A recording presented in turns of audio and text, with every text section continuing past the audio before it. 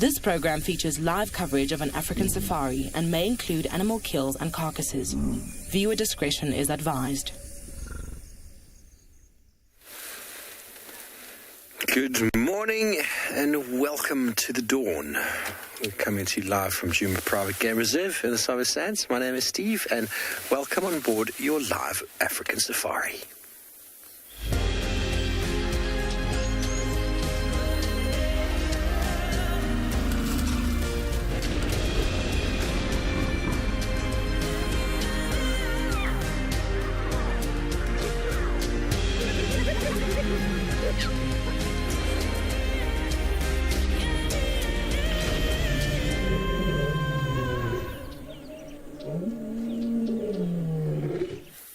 Hello everybody, good morning again. It is a wonderful, glorious day coming to you here from South Africa and all of our multiple locations where it is 13 degrees Celsius, 56 degrees Fahrenheit. You're joined by myself, Steve Falconbridge, and Theo Adelstein on camera, and we are excited as always to have you with us. And if you have any questions, comments, throw them on hashtag Wild Earth, hashtag CGTN Wild. It is a wonderful day.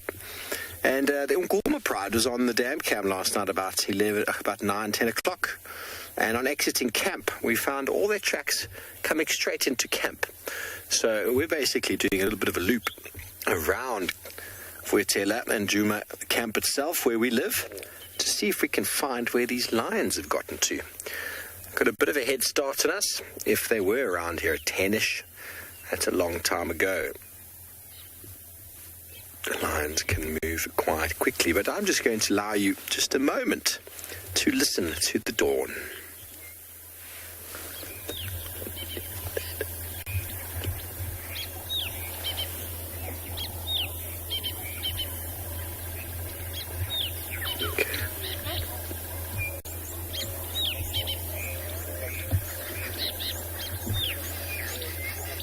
Case I didn't mention, hashtag Wild Earth, hashtag CGTN Wild for any questions and comments.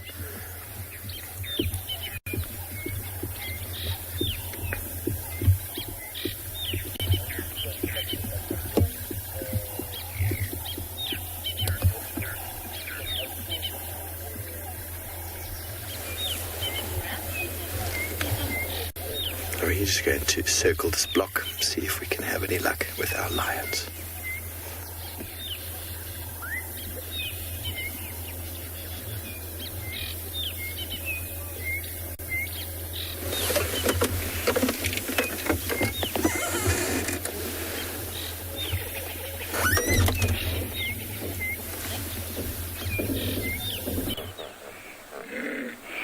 Hello and good morning.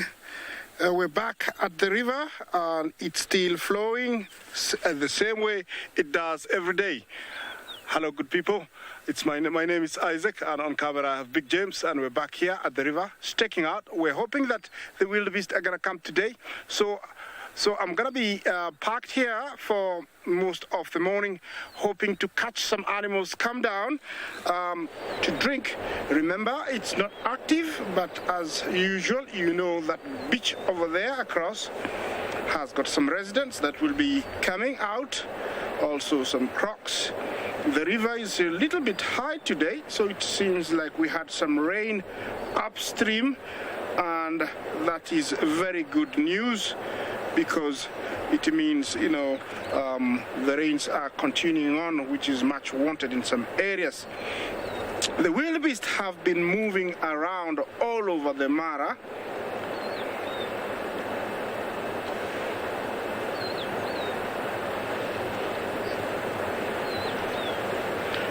Is it Victram? Sorry, I think I got your name right. You asked about what is exactly a migration. Migration is, when I talk about the wildebeest, it is a movement of animals called wildebeest, and they move from one area to the other for reasons like water, grass, and more grass. These animals we're talking specifically are called wildebeest, and they migrate from Kenya which is much smaller. So when they come here, they will eat all the grass and they cannot stay any longer. So they're forced to move back to Tanzania in a place called the Serengeti National Park. It is 15 times the size of the Mara. So over there they stay much longer, but they don't stay in one place. They move around from the northern side to the central side, all the way to a place called Olduvai area, an area called Olduvai Gorge near Ngorongoro. Then they head, west towards Lake Ntutu and the western corridor of Serengeti. Then they head north, and eventually they arrive here in months of July, August, September. So it is a movement of the wildebeest. So that's what we call the migration of wildebeest. And right now they're here in the Mara, but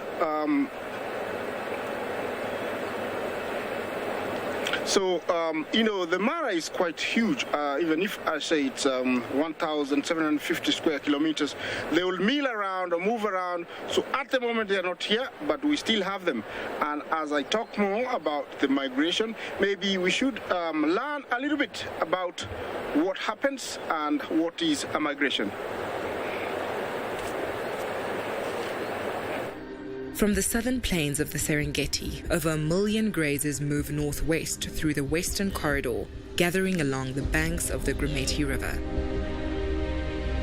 Once the chaos of the rut comes to an end, the herds gallop north once again. In time, more than 2 million animals amount to feast on the abundance the Mara has to offer. But the reward of the red oat grass does not come easy.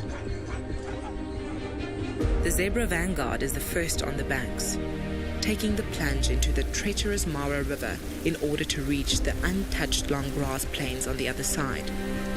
Not only must they face the turbulent waters, but also the crocodiles, gliding through the rapids in anticipation.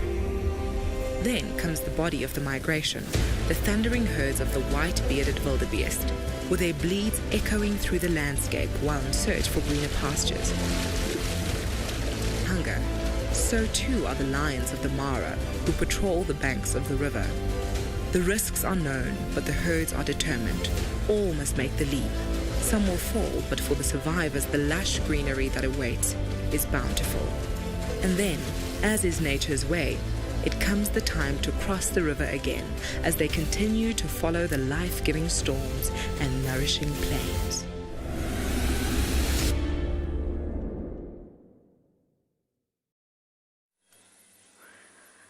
It can be brutal, absolutely brutal, the migration.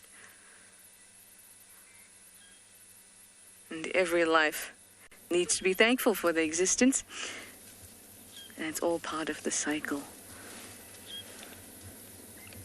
Oh, look at this. Some really beautiful scenes out here on quarantine this morning. This very obliging giraffe walked in front of the sun momentarily. It was almost as if it knew we liked that shot, so it went very quickly. But you can still see how beautifully silhouetted it is.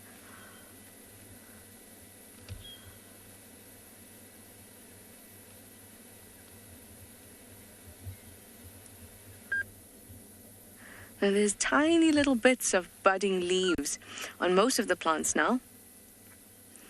And giraffes would be particularly interested in those. This one looks like it's being picky about its food.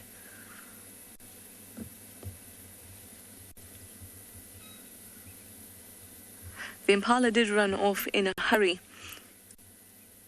but these giraffes did not react at all.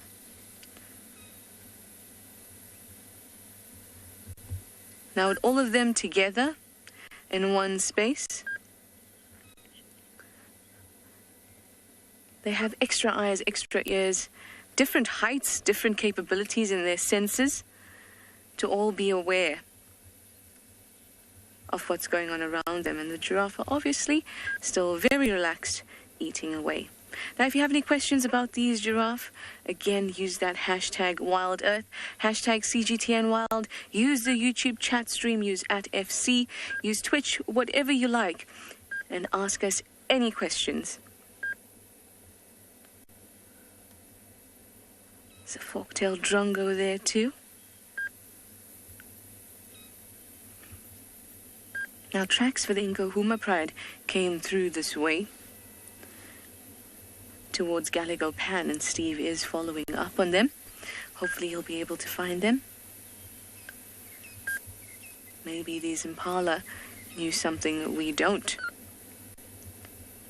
But no alarming and just running. When they ran like that, I initially thought maybe wild dogs.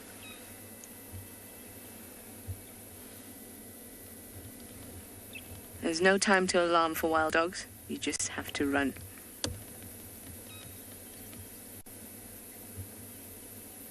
Now this giraffe may be big for a wild dog pack to take down. It is possible, but it is quite a feat. But it will still react. React in running away or react in staying very still and staring at them. Behaviors that neither of the giraffes engaged in. Everyone was just very happy with the little shoots that are now coming out that they can get their lips around. Look at those lips move.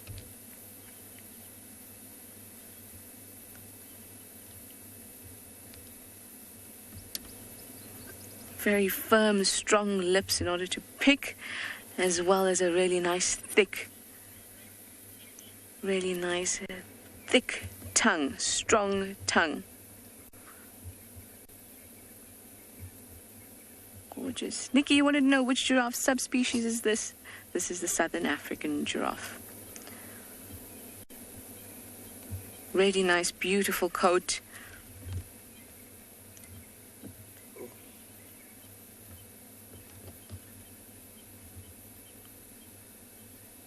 Really even. You can see it gets a little darker as it comes up to the neck, fades as it goes lower.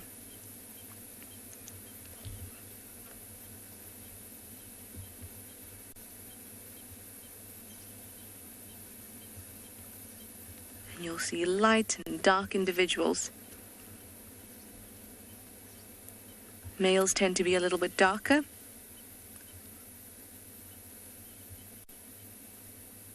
They get quite a nice smell going, at least for the females. Around 7 years old or so, they get really nice and dark.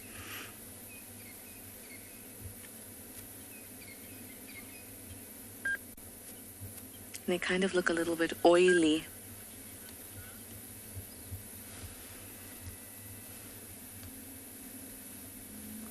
Silhouette. Just beautiful. The sunlight is doing so much for you, giraffe, as if you weren't beautiful enough already.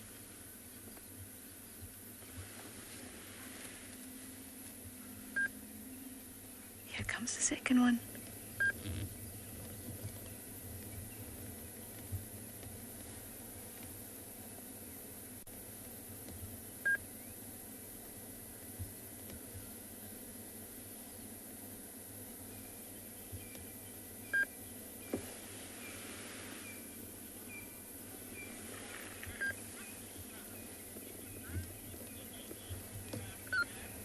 Hi, Darcy Ann. Good morning. You'd like to know if the giraffe with the injured eye has been seen lately.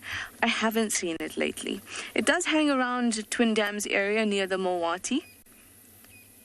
And I've been in there a few times, but I haven't seen it recently. When I say recently, I haven't seen it in, this must be about 5 days now, 6 days. But I'm sure it is around, because we've been seeing it in that area quite a few times, even from before I came back.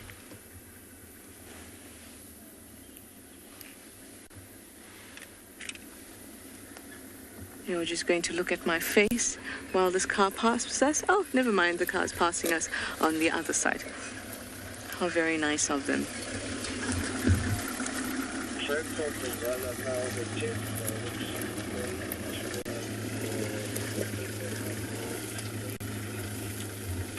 Off it goes.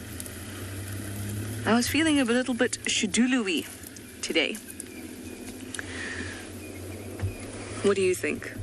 I told BK I had a dream that we found her. I always dream about the animals, so Let's hope that we can find a Shadulu. That means going down a little bit more south and possibly around Treehouse Dam. We're going to start from Treehouse Dam, move up towards Rebecca's, and keep on going. See what we can find.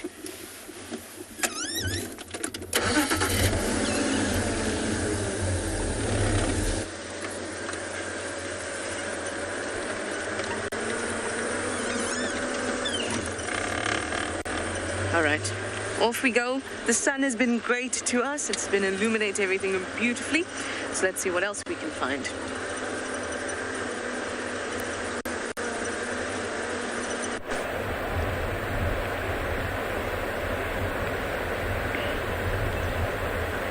Okay.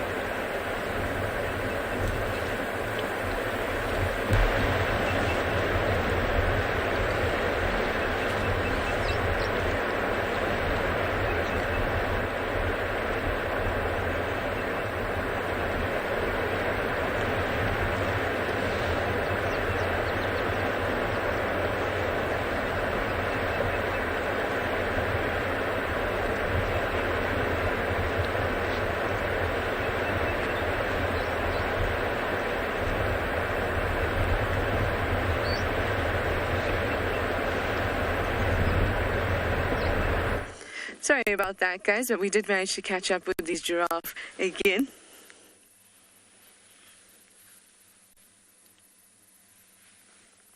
Now they're snacking on some kumbritum.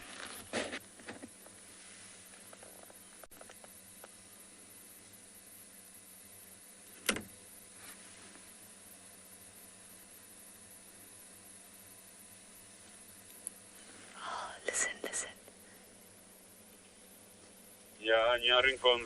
Well, try. I just asked you to listen, and all you would have heard was the Game Drive radio. Steph, I'll ask you a question in a moment. I just want to listen to this one. Oh, no, it says it wants me to answer your question, Steph. You want to know what the predators for a giraffe are besides a lion? A lion is pretty much it, but it doesn't always have to be. The young of a giraffe, a calf, can be taken by any predatory species. These big megafauna, these really large animals, their calves are the most vulnerable.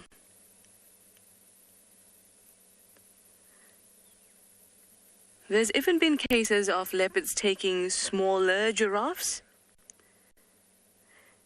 And that would be a result of a giraffe being injured or already a little bit compromised. But for them, the main one would be lions.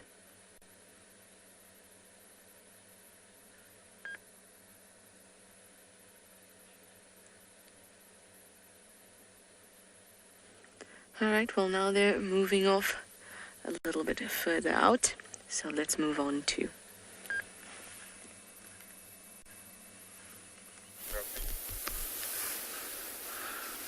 Good morning, everybody, and welcome to and beyond PHINDA Private Game Reserve. My name's Matt.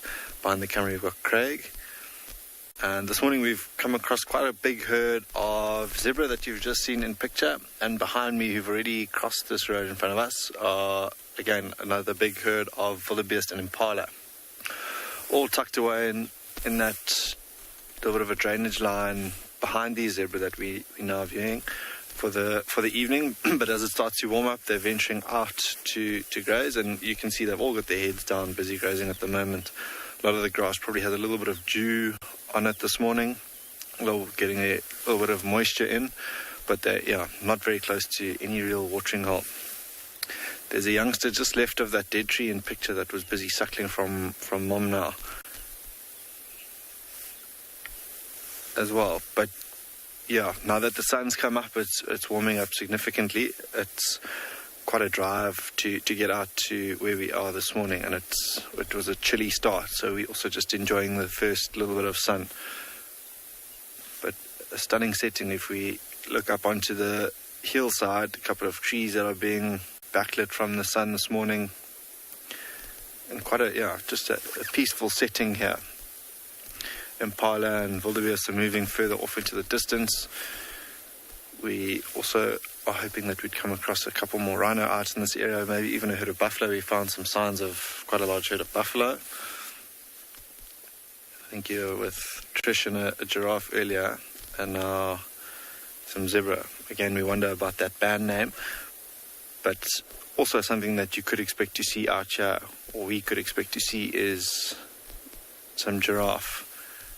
And all of these animals together just for safety, but no real concerns this morning. On that one just behind Mom, you see an oxpecker, red-billed oxpecker,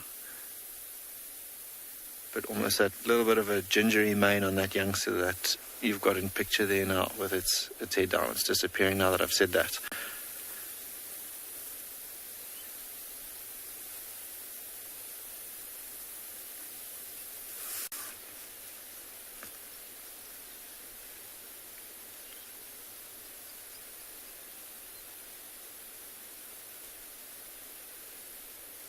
No real wind as of yet. We're starting to come into almost spring on the 1st of September. But now wind's starting to die down. August is usually typically quite a windy month, but a little bit of a breeze is coming onto our backs, all feeding into the wind again, so they can smell predators. We actually came straight back to that spot where we left those 3 young male lions yesterday, but they had disappeared. We'll keep a lookout for them as well. We're not too far from that area, and see if anything helps us find them. And a big herd of animals like this, the impala, wildebeest and zebra, can all help us find predators like lions. Even cheetah out here. It's been a while since we found that mom with her 2 little youngsters, so we'll definitely keep a lookout for them this morning. You can hear all the birds in the background starting to come alive this morning. And I have a feeling it's going to be a beautiful day, nice warm day.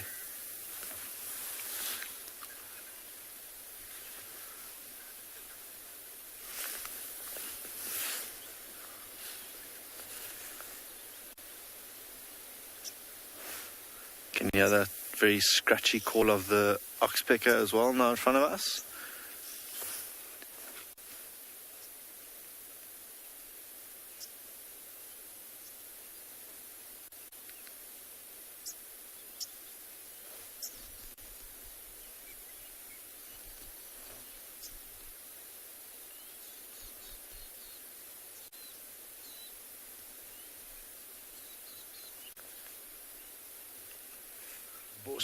Tree.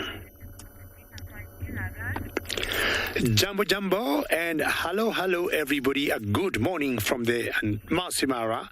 We got a very huge raptor for you on that bosque tree, and you can see the beautiful savannah right there. One more time, Jumbo everybody, and my name is David, and on camera with me this morning is Bungay.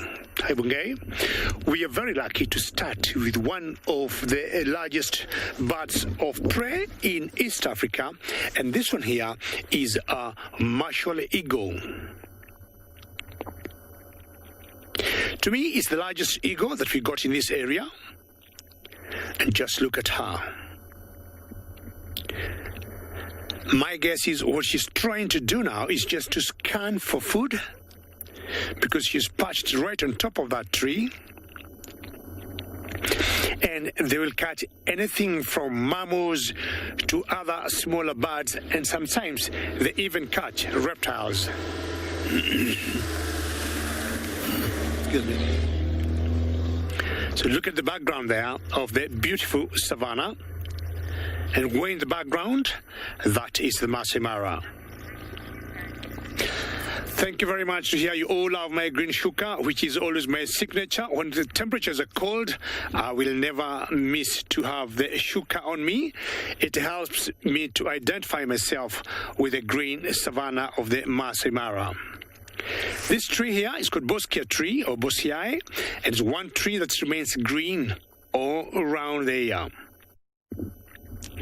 Now, in general, martial eagles, you'll see them solitary. You rarely see them in twos. But when they're mating or when they're trying to raise some chicks, you might see two together. But most eagles are always solitary, and the martial eagle is not an exception. It's very similar to another big eagle that we call a crown eagle, but crown eagles in general, you'll get them in thicket or very dense forests. Remember, ladies and gentlemen, should you have any questions or comments, please send them through. You can tweet CGTNWild or hashtag WildEarth, hashtag CGTNWild or hashtag WildEarth.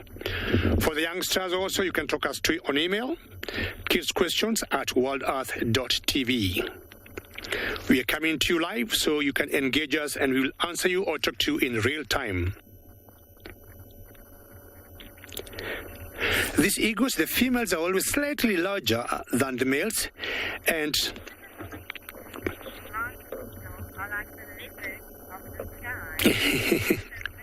Christian speaker saying these martial eagles are like the leopards of the sky. I'll tell you, yes, I agree with you, because when you look at them, the kind of game, the kind of animals they hunt or their prey is always very large. Look at the spots and see the white head. I would still say she's a bit young.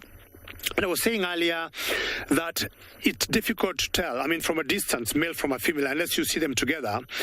But the females being slightly larger in size than the males, we have noticed that the females will hunt big game. Big game, I'm talking of even baby impalas. We have seen them going for smaller birds, and sometimes they even go for reptiles. The last best hunt I saw with a martial eagle was a martial eagle going for a monitor lizard. So they remain high, like where she's perched now, and they soar up in the sky, and then what they do, they just stoop down to their quarry, and because they're always like 4 to 5 kilos, they just land on their prey, and that weight plus the trauma is enough to subdue their prey. Females hunt bigger prey than the males in general, by virtue of them being big and stronger. I'm very impressed because she's not going anywhere. And she's very calm, but more often than not, most of these eagles, when you see them or when you come close to them, they normally tend to fly away. Very entertained by this eagle. I'll move on maybe and try and look for some cats.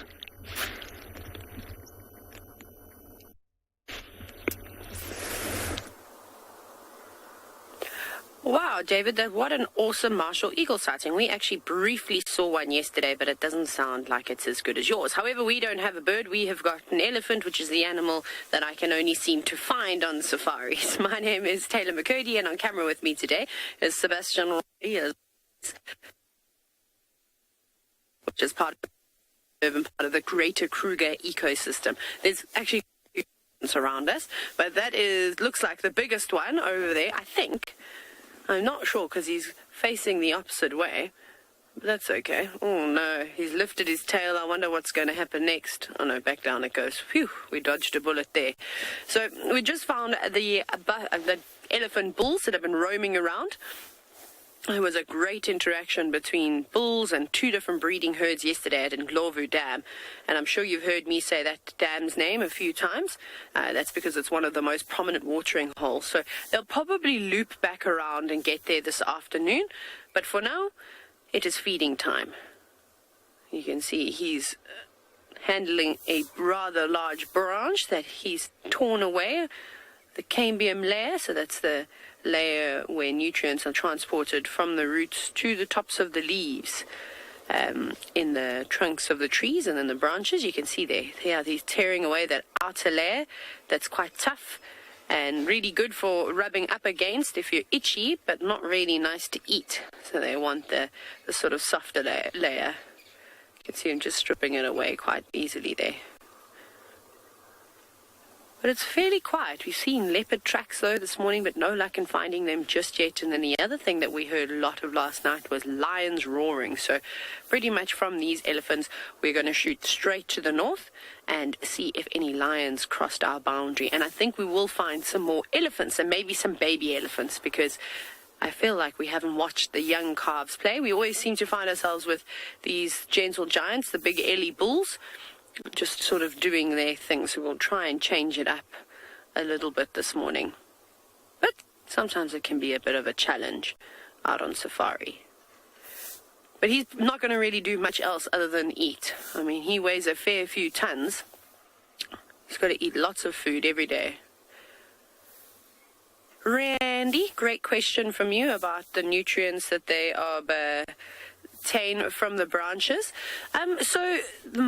What's really important for animals' diet, sort of in terms of like minerals and things like that, they need to have phosphorus, they need to have calcium, they need to get nitrogen and stuff like that into their system in the form of something in the plant. So each tree, each flower, each fruit, each grass species will all have, different variations in what minerals and vitamins they have. And then also that will vary on how much calories they're, taking in from those vegetation types too. So for that particular tree, I'm not exactly sure on the mineral content or vitamins that they're getting, just because I'm not a scientist or botanist, and I don't really study plants, but I'm sure somewhere on the interweb they'll be able to give you an exact breakdown of what they have. This one, however, is feeding on something completely different. This elephant is feeding on a guarri tree, the Euclea genus of trees, which is quite a common type, and it's not a very palatable plant in terms of what it tastes like. So if you take one of those leaves, and it's something that safari guides, especially in this area or in Africa where these trees occur, is they'll give the leaf to their guests and say, chomp on it. And basically what it tastes like if you're eating a sour grape. When all the tannins are trapped in the skin of a grape, it dries your mouth out. That's exactly what that plant does. Now, elephants are known, or lots of animals are known to eat medicinal plants for various reasons.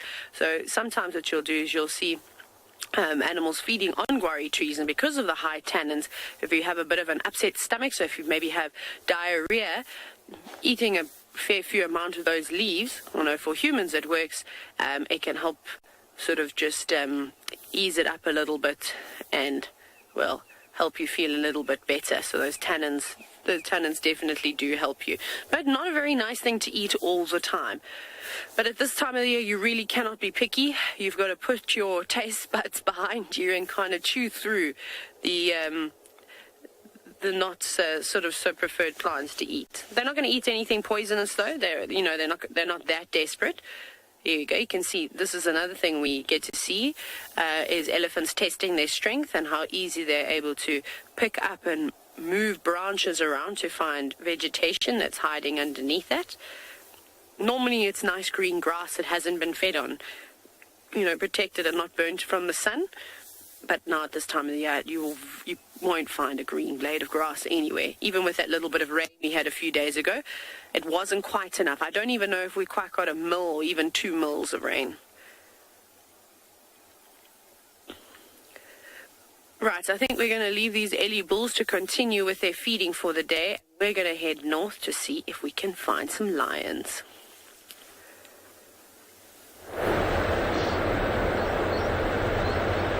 Welcome back to the river stick, and the water still flows. Remember, this is a river that has got its highs and lows. It is at its high in the months of April, May and June, and when it's high, the banks do break and the water do spread quite far out. This year, it was witnessed to be one of the highest, which is very, very good news. Unlike previous years, the river had gone really down because at the source there was a huge enrichment.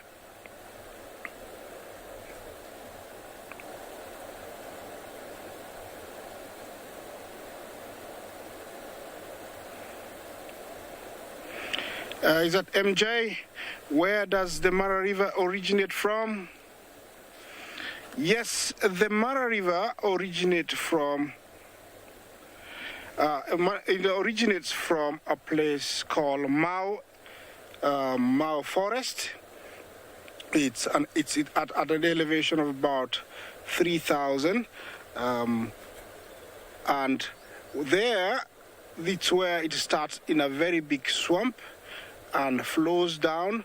It's got small tributaries here and there, but that's the main source. At the source, it was badly affected in the last 10 years, such that we saw the levels go down drastically and badly. Last year, early, it was seen at its lowest, and there was alarm raised that it was going to dry. The government has intervened in many ways and introduced, many trees, replanted more trees, and, people living in these areas were relocated to pave way for the, improvement of the water source. So not to worry anymore. Looks like the river is going to be flowing for the next many, many, many years. Remember, it is the main source of livelihood for many, many animals, plus human beings living just before it enters the reserve. It does cut through the reserve into two parts, passing through the reserve about 60 to 80 kilometers across, forming the Greater Mara and the Mara Triangle. It's always mucky, as you can see, but that's the color, and the animals still drink it. It's a permanent river, and that's why we have crocodiles and Sassy Kathy, thank you. I hope you're well and good. You asked me how deep it is. It varies a lot from one area to the other. Like where you're looking over there, it is very shallow. As you can tell, there's lots of rapids and rocks. And in some places where I would say it deepest, it could be at the moment, it could be around 6 to 7 feet. At some areas, that is the deepest. I might be wrong, some areas might be deeper, but over where we are, to see a hippocross, to see a wildebeest disappear, that is around 6-7 feet. That is the deepest. Some areas might be deeper, but it never gets deeper than that. But it differs from where you are. There is no actual constant depth throughout, so it differs from one place to the other. And also the rainfall does change it every year. One place might be deep this year, and next year it might be shallow in the same area, and another year it might be even be deeper than the previous year. Okay. For more information about this river, I'll be here, and hopefully by the time you come back, we'll have something for you.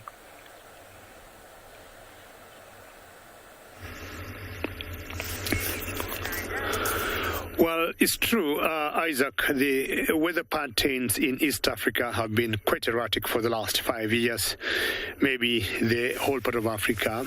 And these lions are quite a distance from the Mara River. And this is one member of what we call the Olololo Pride. Is one of the largest prides that we got in this area. Total, when they are all together, they could be between 15 and 18. That number keeps fluctuating depending on who sees them where and when. But from where we are, this is their territory. And no doubt she is not alone. And strange for them to, or rather strange for her to be lying down there.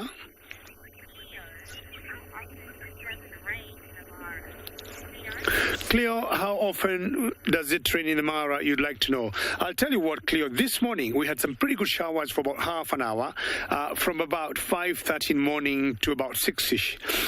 But more often than not, we get rains in the afternoon. And Mara in general gets about 1,000 millimeters of rainfall annually. We've got 2 seasons of rains in the Mara. We've got the long rains that comes in the months of March, April, May, sometimes through June. And then you've got the short rains that will come in October, November, and sometimes around Christmas. Those are the 2 rain seasons we got here. But in general, about 1,000 millimeters of rainfall annually. Every afternoon for the last, I would say, 1 week, we have had some very good showers. Well, once in a while, as is typical for lions or lionesses, they'll put their head up, look around, scan any lost prey that might want to come close to where they are, because the lions are very opportunistic and they'll always chance on anything that comes their way. So in those thickets there, they could hide for the rest, for the better part of the day.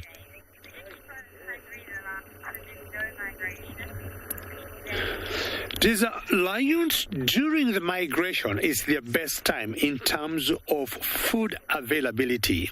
Now, what happens when the migration is gone? They have to change their menu. They have to change their eating skills. They have to change their hunting ways.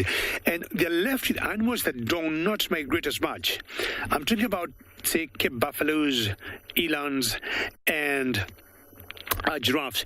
You may notice they look a little bit different, these cats, when these animals are gone, because it's not easy for them to hunt the big game that's sometimes dangerous, like buffaloes or giraffes or elands. Elands are quite fast. They take off very quickly.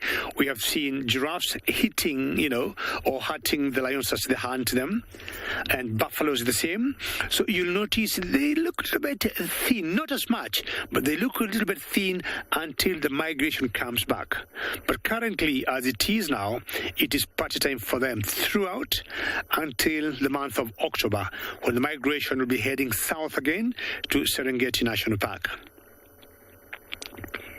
We have another pride not very far from where we are, called the Owino Pride, and a few days ago they brought down 3 wildebeest in one day.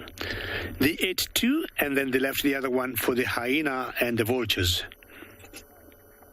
So this is all party time. And what I'm trying to do, I'm trying to imagine that female. She is not alone. She must be having other members there, as I said. A friend of mine told me there could have been 10 in that particular area where she is lying. And I want to take a big loop, go around, and see how close I can go and see possibly whether I can be able to get the other 9 members of this particular pride. And as I said, this is one of the largest prides here. We're going to give you one more look of that female just before we move on. It's a bit chilly now, and that's why you see her tucked in there and folding herself. And of course, she's trying to keep her body warmth. Typical for all cats, nothing out of the ordinary. And you notice she blends in very well in that fallen tree there.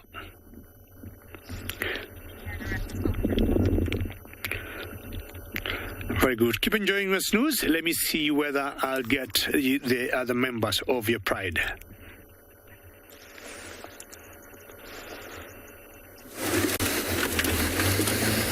Thanks, David. Welcome back, everybody. Well, we've been working hard on tracks of this Nkuhuma Pride here in Djuma, and we were working with 2 of the other guides, and the tracks have led us to the lions, and they are currently doing something other than sleeping. So we're just moving up the road here to join in. There's a herd of buffalo and a pride of lion. So let's hope we can get some action. It can be pretty hard to watch sometimes, but we've been up and down. The tracks of these lions have been chasing buffalo for hours. Sometimes makes it a bit difficult to actually follow when they're moving like that, turning. So one of my friends has managed to find them up here. I'm just trying to see where exactly.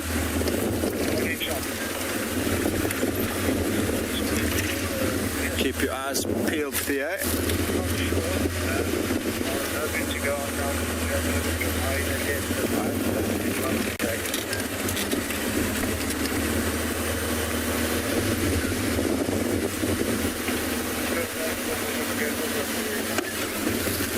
Buffalo herd has been up and down this road.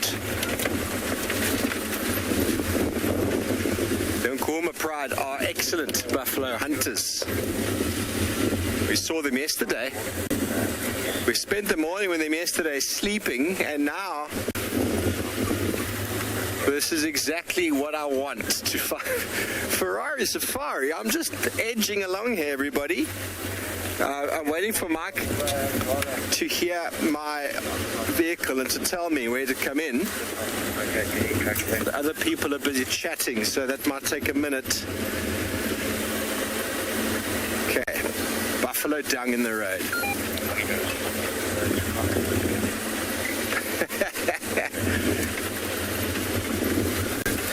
Okay, so still got that truck. Okay. In we go. Hold on, everybody. This could be... The thing is with buffalo and lion, the lion make themselves obvious to the buffalo, and then they try and selectively pick off an individual that is weak, is lazy, is injured, is young, is old even. That is what lions do. So I can't see any of them. I can just see our vehicles. Okay, here are some lions. Here are the cubs being very well behaved. Oh, here's the whole pride, actually. The cubs in a little cuddle puddle. There we go. Okay, so the buffalo are nearby, apparently. I don't know where. But I was on the tracks of... excuse me, of at least 3 lionesses, 2 lionesses and a male before that had chased buffalo through the drainage system. So when hunting like this happens, the pride splits up. 1, 2, 3, 4 here. So that makes sense. The cubs will hang together, waiting for the food to be provided. All 9 of them together. All 9 cubs together on the right there. And wonderful lighting. So, sorry it doesn't seem to be as active as we thought it was. But they have been chasing buffalo, no doubt, since around 10 o'clock. I went around the dam where the dam cam reported lions at about 9:30. And I found where the lions had been around the dam and where there'd been some buffalo. And so since then, they've probably been this cat and mouse sort of chase with the buffalo. And buffalo can be formidable, can be absolutely formidable in their own right. And the only time that lions can actively hunt them is if they get separated. If the herd stays together, and the herd stays as a cohesive unit, it's almost impossible to hunt them. And if buffalo knew that, they would probably behave quite differently. But yet, what happens is individuals get isolated, and that is how the lions take advantage.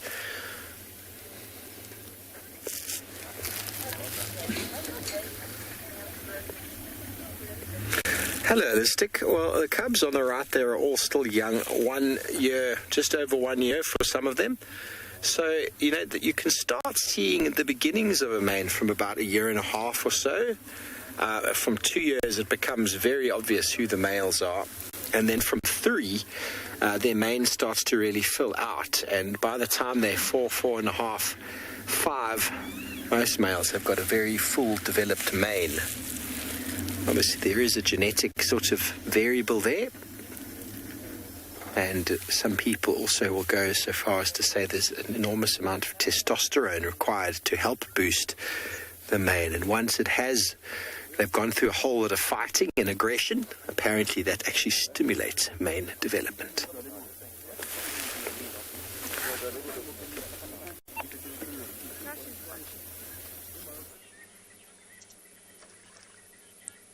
Look at this.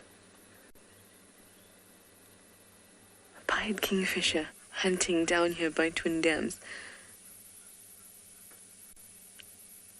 This is my favorite kingfisher.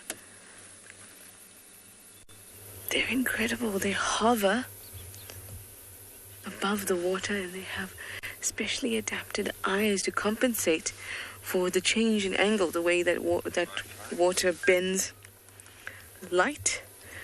So you know when you're in a pool and you want to touch your toes and suddenly your toes are not where you thought they were? This pied kingfisher. Oh, there it goes. Oh, amazing.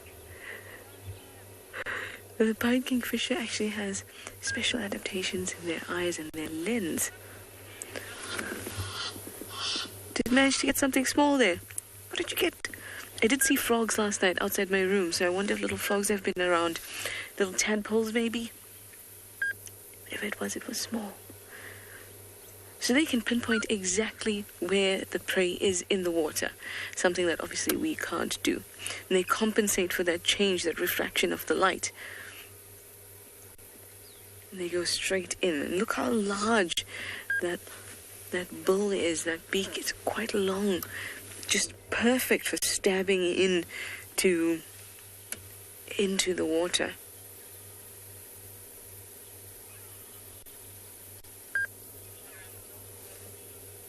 Amazing. So this one looks like a male. It's got a double band on its breast, and I'm going to sit here and watch it for a little while longer.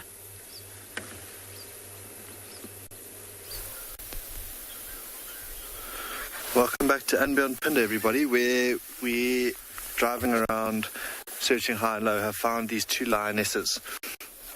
Looks like they've been walking for quite a while with that mist coming out of their breath as they go along, but this is quite exciting because it is still quite cool. There are two of them, the others just out of picture pass behind us, and we could potentially see something exciting this morning.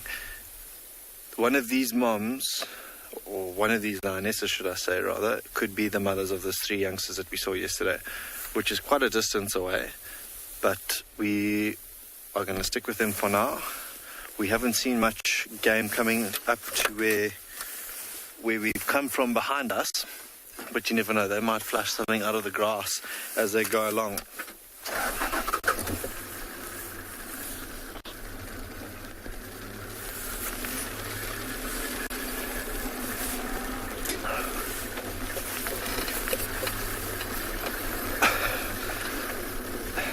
Everyone just commenting on how many lions they've seen all over the show today. Spoiled for choice with lions, that's for sure.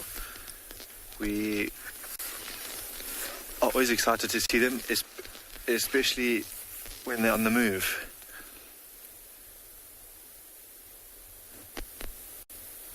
That's him. And we're not going to go closer, okay? Guys, we've got an African wildcat. We have an African wildcat. Good morning, everyone. It's an amazing day out here. It is fantastic. This is awesome. We've got an African wildcat actually lying at burrows, waiting to hunt. The temptation is to go closer. Sorry, this is like a crazy introduction, but anyway, the temptation is to go closer, but I'm not going. You see how he keeps looking at us? I'm not even going to start the engine. We're just going to sit and wait, because we may even see him try and make a kill here this morning. So we are going to just sit tight. We're not going anywhere. I am over the moon. Oh my goodness, this couldn't be a better morning. Couldn't be a better morning. It could be, maybe. You see how he keeps looking over his shoulder? Okay, guys, I have to come clean. I can't do this anymore. It's not my birthday. I would never tell anyone when my birthday is, I promise you. It's not my birthday. I appreciate the good wishes, but keep them coming anyway. Guys, we have an African wildcat. This is unbelievable. And you see how it's focused? There's little burrows just in front of it. This cat is actively hunting now. I know when I say active, I don't mean it's moving, but it's actually sitting there watching a burrow. It's totally focused. Totally focused. And we are not going to budge either until that cat does something. Oh man, I'm so excited.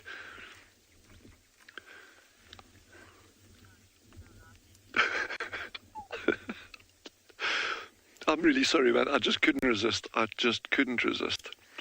So, but anyway, let me tell you something. While we're going to focus on the wildcat there, but someone out there knew for a fact it wasn't my birthday today. And I think they had an effigy of me because I managed to spill half a mug of coffee all over my crotch on the way to work this morning. Yeah, it was warm. That's all I can say. So whoever that was, thanks for that. But this is incredible. If we can just have the patience to sit this out, even if we go across to the other feeds, because I know our colleagues are having incredible. NJ says I'm a rascal. Sometimes.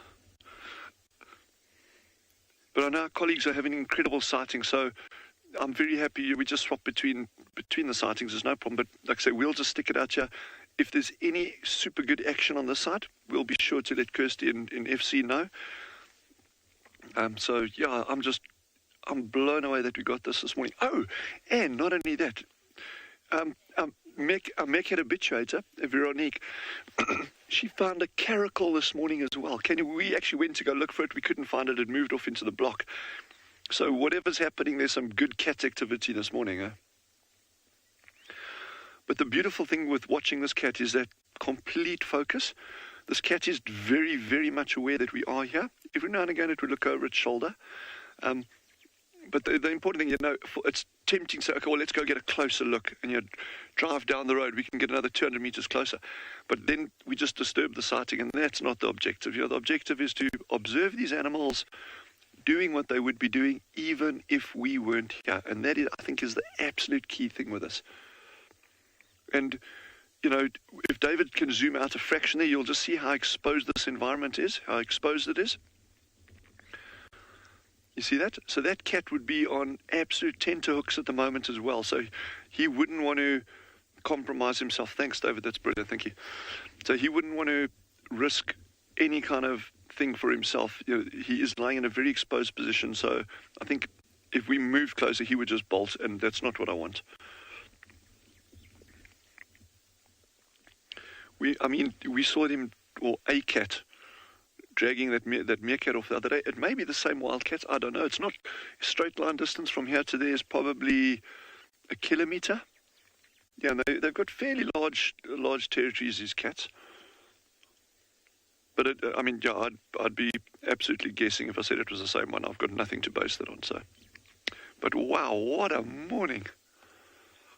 And if any of you are out there, you're lying in bed, you're sitting on a couch having coffee, you are walking the dogs, looking at it on your phone, whatever. It's just amazing having you with us. It is always, I really, really appreciate the fact that you all take the time to watch us and participate, ask questions, and it's just brilliant, just good. Shelley has asked, how large is this cat? From here, it just looks like a tom. In other words, a male. It looks quite bulky. Imagine a large house cat, like a nice big chunky house cat. That's kind of the size range that you're looking at here. They got slightly longer legs than a house cat. One of the big problems of these is that they can hybridize very, very, very easily with domestic cats, what we call feral cats. In other words, you may have feral cat populations in bordering on natural areas, on reserves, and you get these feral cats just, you can't keep a cat in. They filter through fences and over fences, and then they hybridize with these guys. So I think we're very lucky out here that we've got I'd imagine, or I hope, a fairly or completely pure population.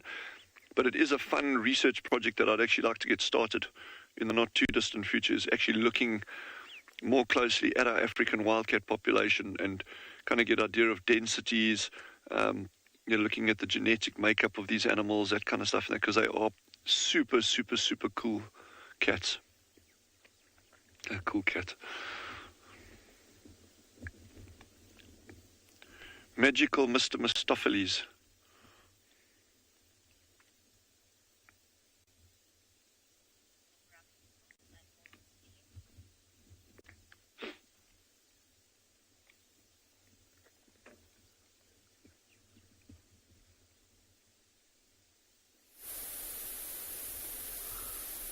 Welcome back, everybody, to And Beyond PHINDA, where these two lionesses have stopped, I think, to catch their breath.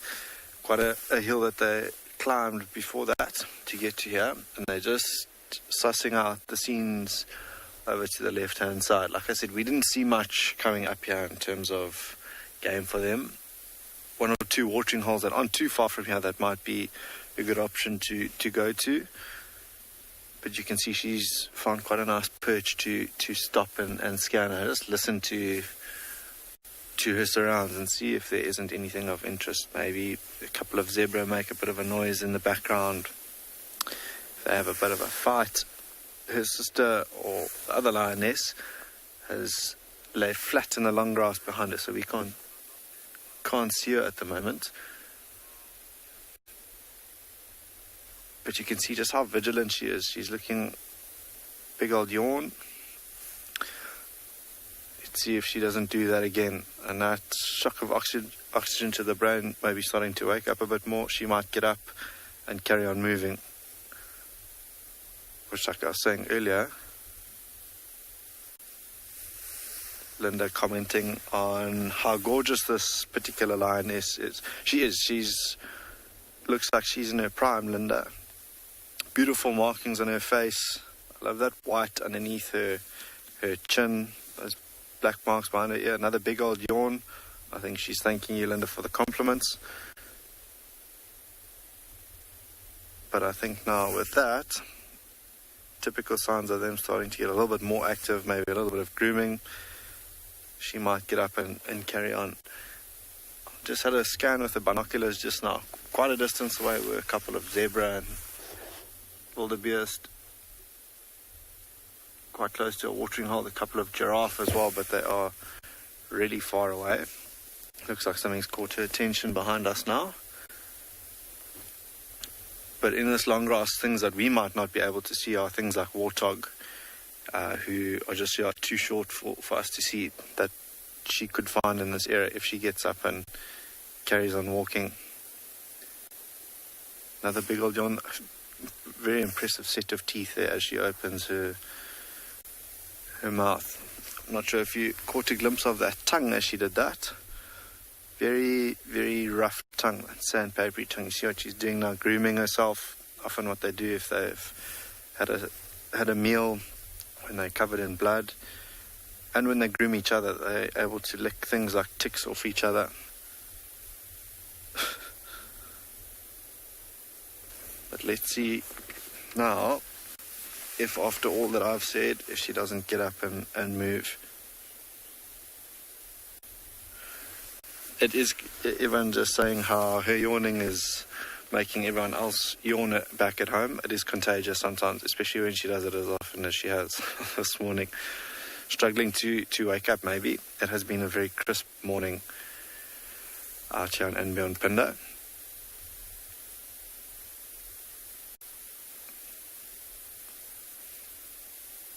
But quite a bit of grooming going on all of a sudden. And I have a feeling she's going to move. Janet, you asking if we know her age? So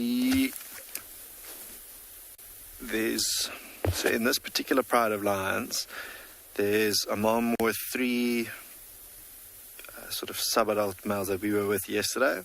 There's a mom with 2 very small youngsters who are about 3-4 months old. I don't think she's the mom of them. And if I'm not mistaken, she hasn't had her first litter of youngsters yet. So I would say she's about between 3 and 4 years old.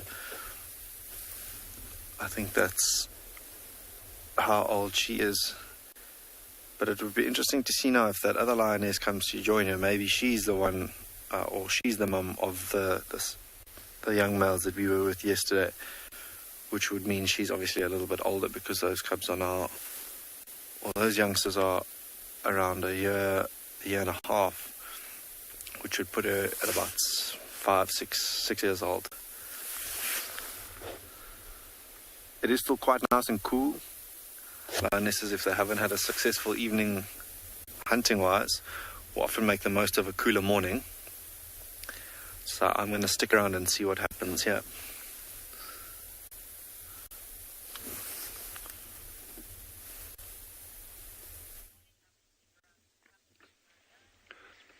Yes, we've actually just had a jackal trot past the cat behind it. We're not moving the camera around. I can't afford to do that. If we take our eyes off that cat and something happens, it's going to happen at breakneck speed. So I really don't want to like pan around or anything. We're just going to stick just like that, because you say he's watching us now.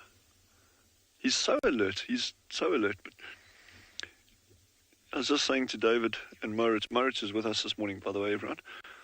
And I was just saying to him that this cat will lie here for hours on end. You could sit here for 3, 4, 5 hours and that cat will not budge. If he thinks he's got a chance of catching someone down a hole like that, he'll sit and wait. And he's fast. I mean, those of you who have cats at home can understand that. And, you know,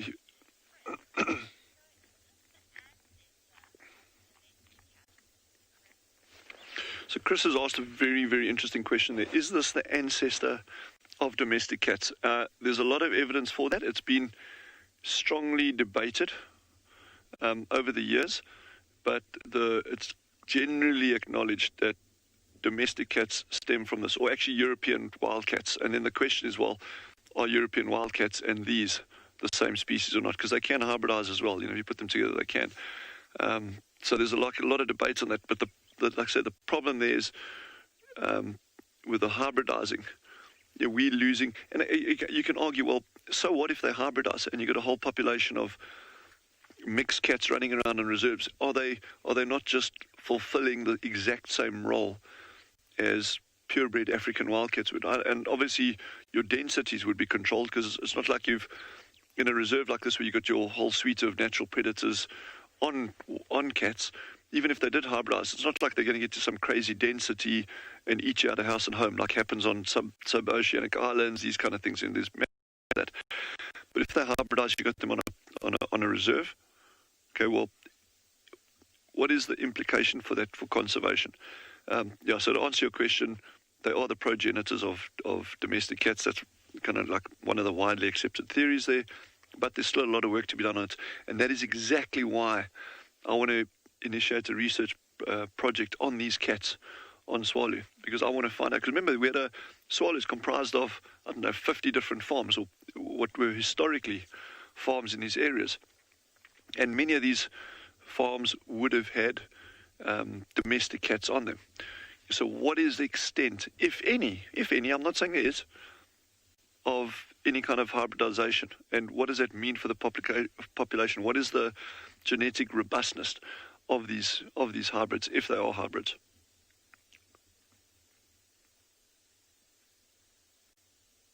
It's so interesting and so complex, and those are like the big kind of questions. Like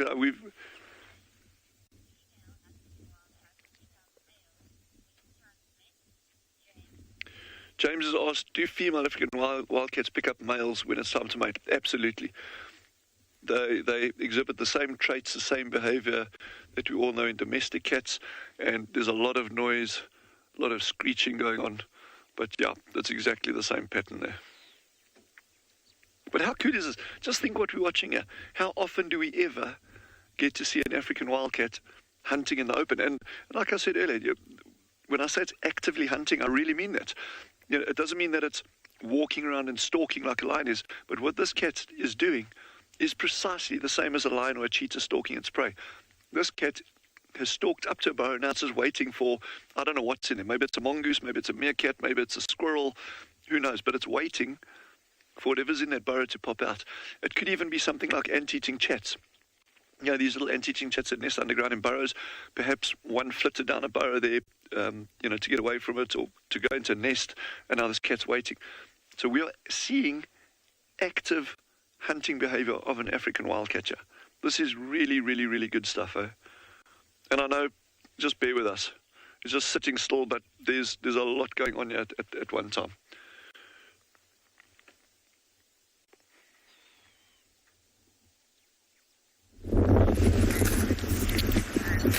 Yeah, good sitting still there. I got a zebra which is not still. It is on the move after having a drink. And there's another younger one there that still has to quench its thirst. Did you get enough? They always have to drink very quickly. They cannot trust anybody. They do not know what could be happening when they're drinking, because we have seen some predators laying ambush to them when they're having a drink. These are the common zebra. Sometimes we also call them the plains zebra or the Burchell's zebra. Always going in big herds, sometimes smaller herds of one male, 3 females and some youngsters with them. But this time around, because of the migration, we are seeing them in the hundreds, together with, of course, thousands of the wildebeests. Not a single wildebeest here, because, of course, there are 2 different species. They always try and move differently.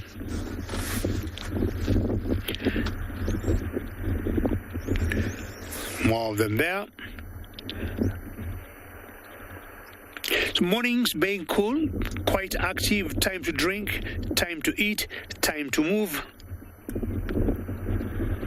And you can see how the grass is being blown a little bit by some nice breeze, with all the iconic trees of the Mara called the balanites or the shepherd trees.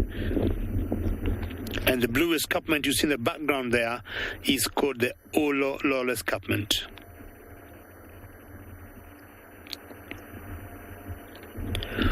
Always great sightings to see any animals in these plains. Now imagine if, like the lioness we were seeing before, we can see it now. Pranav, you like to know whether zebras prefer short grass or long grass. They change depending on the season or what is available. But just look at them carefully. They don't care much about the long grass. Unlike the wildebeest that you'll see eating short grass or small antelopes, zebras have no issues eating long grass. But normally they prefer green short grass. We've got a new friend coming in there, not related to these animals, but how nice to see these amphibious. It's a hippopotamus. Looks a little bit nervous. Yeah, because it's not the right time for her to be out. And again, as I say, because it's a bit cool, that's why she's out. If it's pretty warm, she'd be back in the water. So where those zebras were drinking, that's where she was. Not sure she wants to change her habitat. And if you look at her carefully, you got some 2-3 little birds on her back. And those birds, we call them oxpeckers. We've got 2 types of oxpeckers in Africa, red-billed or yellow-billed oxpeckers, and she's definitely shy, and she knows she should be in the water. Hippos also face a few challenges from predators like hyenas or lions, and they know the best place for them to be safe is in the water, and I want to believe that's where she has headed to. Beautiful zebras. I will let them enjoy the day and go look for some other interesting stuff.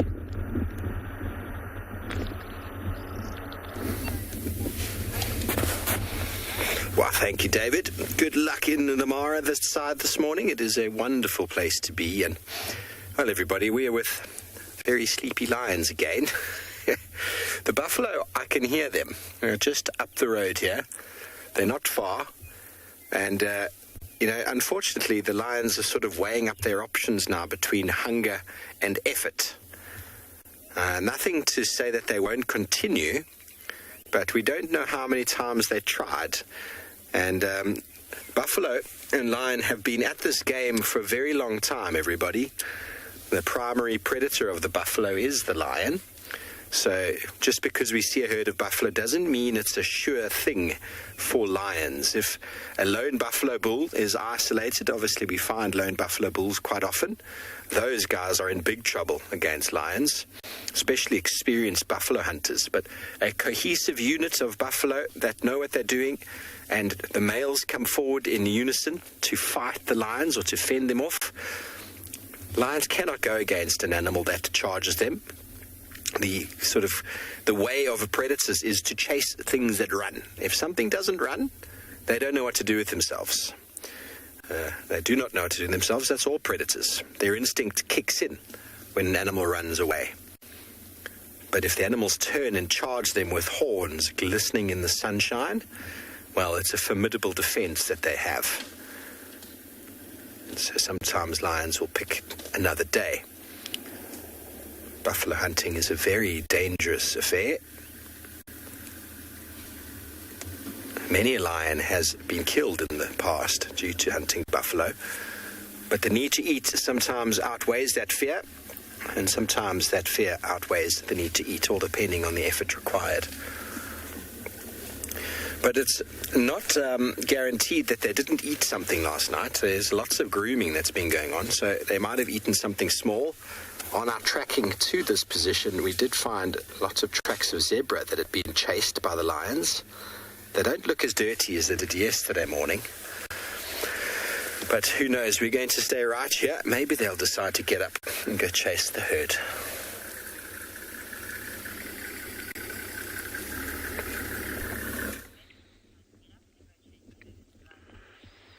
So I've just been scrounging through the hunting records of African wildcats, and it is pretty remarkable what they're actually going for.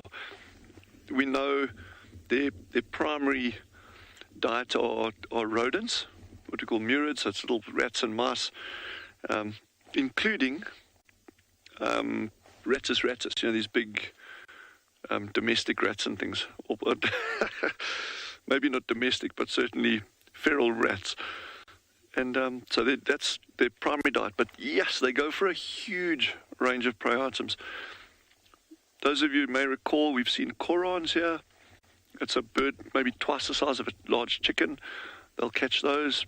Spring hares, scrub hares, red rock rabbits, grasshoppers, crickets, obviously a whole range of other bird species. They've even been recorded taking lambs of small antelope, things like steenbok and grysbok. So they're not averse to doing those kind of, catching those kind of prey items. And we've seen as well things like meerkats. We've had first-hand experience of that.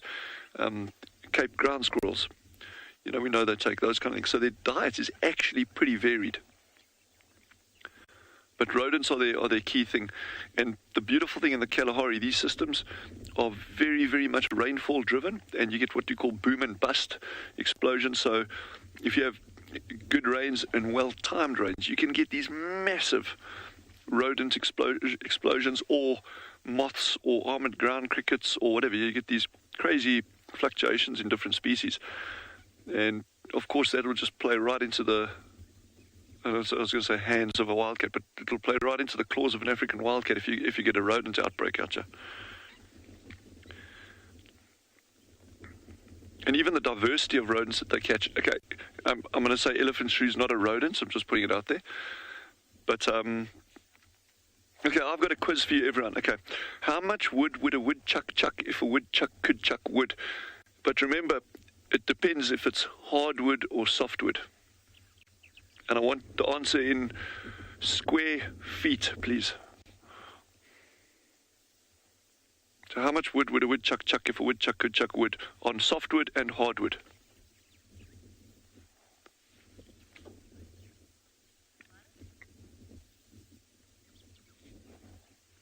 Or I could ask you some tough ecological questions that would spark some interesting debates. Or I could ask you about the geology. That would also spark a debate, if you want.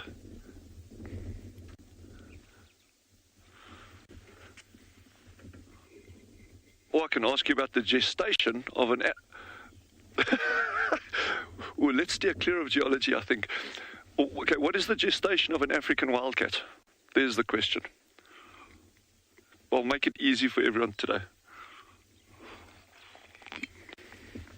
I'll plunge into the tough stuff tomorrow.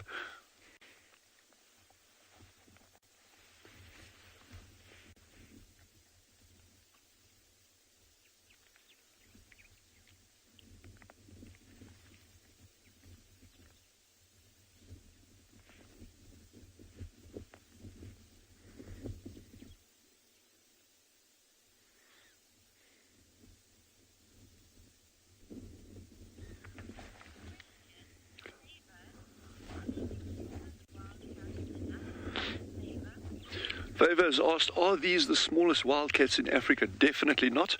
In fact, the smallest one we have here is called a black-footed cat.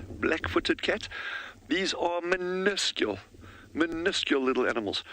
It is about probably a quarter the size of this. And they actually occur on Tswalu as well. They like these areas. Very, very typically, though, their favourite habitat are the Karoo area, so these more central parts of South Africa, where you get these tiny, tiny little scrubby bushes. And those are absolutely remarkable cats to follow around. If you ever have an opportunity of seeing a black-footed cat, some people do call them small spotted cats, but the problem is you get a whole range of different kinds of small spotted cats, like extending right through Africa up into Asia and even South America. So we tend to not use the name small spotted cat for that. So if you want to see it, have a look up black-footed cat. In Afrikaans, they've got a beautiful name for it. It's called a miershooptier. A miershoop is an anthill, and a tier is a tiger or a leopard, depending, there's various reasons for the origin of that name. But a miershooptier, which means this tiger or leopard that lives inside anthills. And these little black-footed cats are known to be super, super, super aggressive, and they will often actually sleep over inside these termite mounds that have been broken open by things like aardvark and that. And some of the classic photographs of them are, like this angry little cat sitting inside a termite mound. But yeah, so that's the smallest cat that we got out here. These cats, by contrast, are actually quite big and chunky. And has anyone got the gestation of these yet?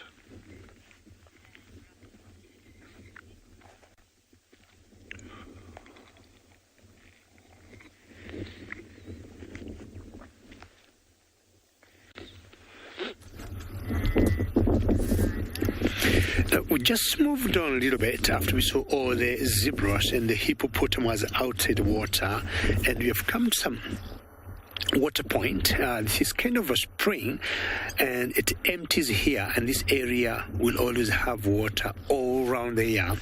And we got some Egyptian geese in there, and if you look carefully, there are some goslings. Goslings are chicks of these geese, and as much as we call them geese, they are ducks. And I've been following them for quite some time, and I think we still got 8. This is the number that hatched from the word go, or from when I started to see them. And being that young, before they get to about 5-6 weeks, they may not be able to graze or eat what the parents would eat. So they'll always bring them in the water, do a bit of swimming, and eat any soft plants, planktons in the water. That's what they're basically being fed on before they are like 6-7 weeks, and they're able to graze and eat foods for adults. If you look carefully there, the 2 adults, and that is a male and a female.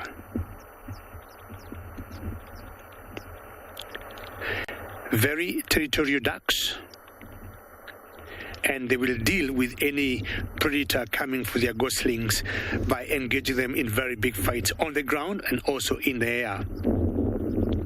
Now, while still there, I've seen some other species of bird, and we're trying to locate it. It got pretty small chicks, and they're also feeding on the planktons like the goslings, but this belongs to a different species because they are from a lapwing.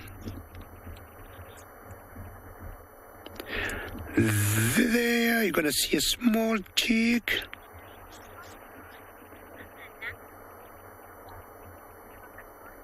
Top Mark, you're asking whether this is a natural waterhole. Yes, this is a natural waterhole, and most of the water points that we have in the Mara, all of them are natural. So it's a natural waterhole because, as I said earlier, it comes from a spring.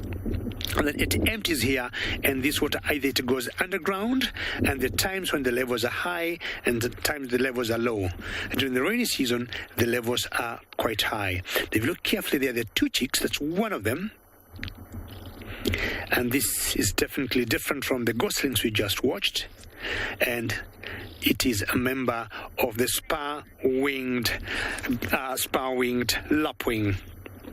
And Casting Final Control says she loves to see this chick here. The mother definitely is not very far from here.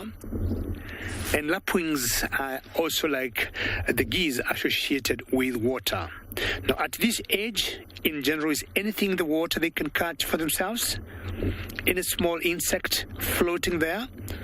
Worms? Any crustaceans? Any invertebrates? That's what basically she is feeding on. Now, the mother has two chicks, and I've noticed one of them is always more aggressive than the other. You can see the other one behind there. And I'm sure the mother is definitely somewhere watching. She cannot stay far away from these chicks because she knows what they're exposed to. Well, I would imagine like the martial eagle we saw earlier would not bother to come and get such small little prey, but we got monitor lizards which could quickly come and catch them. Other smaller eagles like the tawny eagle wouldn't mind coming to catch these chicks here for breakfast. Not that I would want that to happen, but any insect they see floating in the water, that's what they quickly catch. Look at their legs, they're quite long, and that helps them when they get in the water, they do not sink. The feet are widespread to give them a good base as they walk in the water. And in general, you'll always see them in fresh water points. You can see the insect. If you look carefully on the screen, you can see small insects just running up and down there. And I'm sure there are all sorts of, I would say, animals, if you call them animals too, that could be floating there. And that's exactly what they're catching. Very quickly, choop, and swallow. Oops, that was not right. Did not go very well.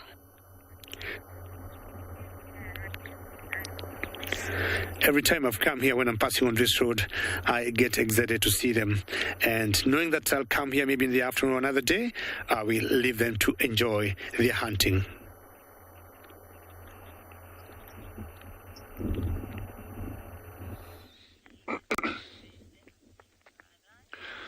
Yes, I'm so pleased that David got those lapwing chicks. They are just the absolute cutest things. Except for shelduck chicks. They're cuter. So what's the answer on the question? Have we got any answers yet? We'll do the gestation of a wildcat first.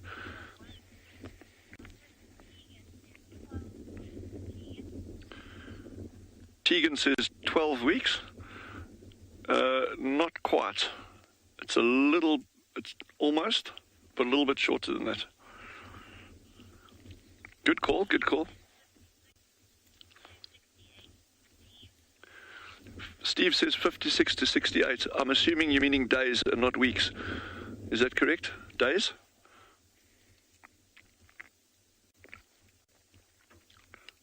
Yeah. That'll be days. That is almost spot on. Just a couple of days shy of 68. So it's 56 to 63. Very, very, very good call. And something I just want to put, well, you know what, I'm not a big believer in telling people gestations of animals or how many spots of things are, because those are things you can go look up. It's super easy stuff. I'm more like into like the ecological side of things, those kind of questions.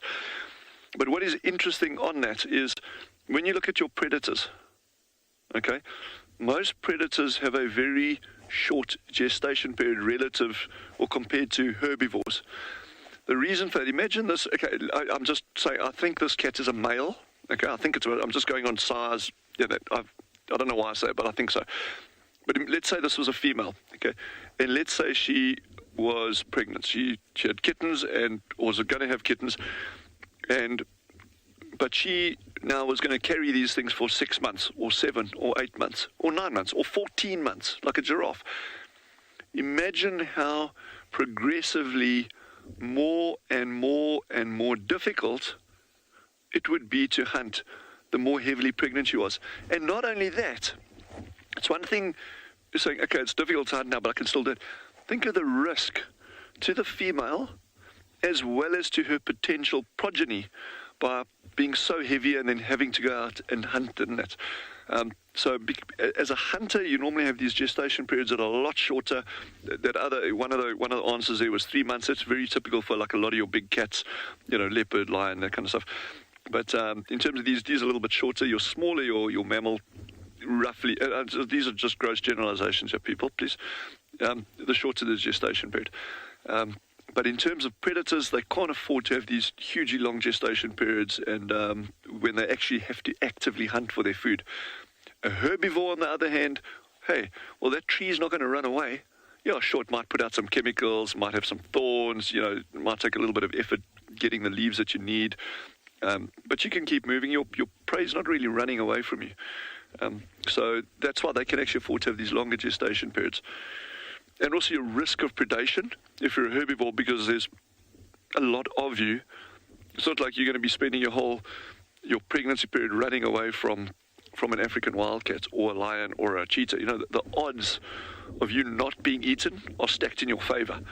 Whereas for an African wildcat that's heavily pregnant, well, she has no odds. She has to hunt. So she doesn't have a choice. She either hunts or she dies. Their gestation periods tend to be a lot shorter than herbivores. And then no answers on how much wood would a woodchuck chuck. I can't believe it. Yeah. Don't...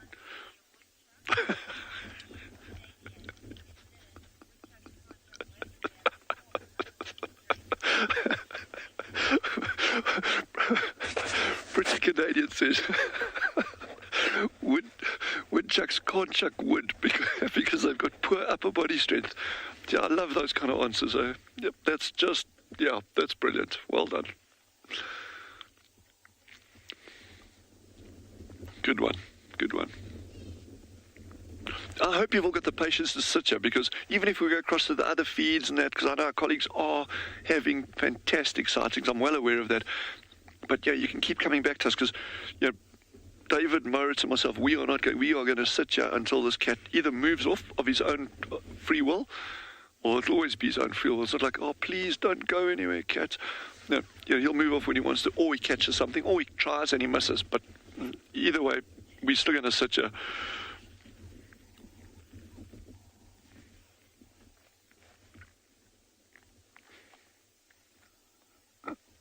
Thanks, Dylan. Well, we're going to do the same. We're here in Djuma once again, and we're going to sit here with the Nkuhumas until they catch something.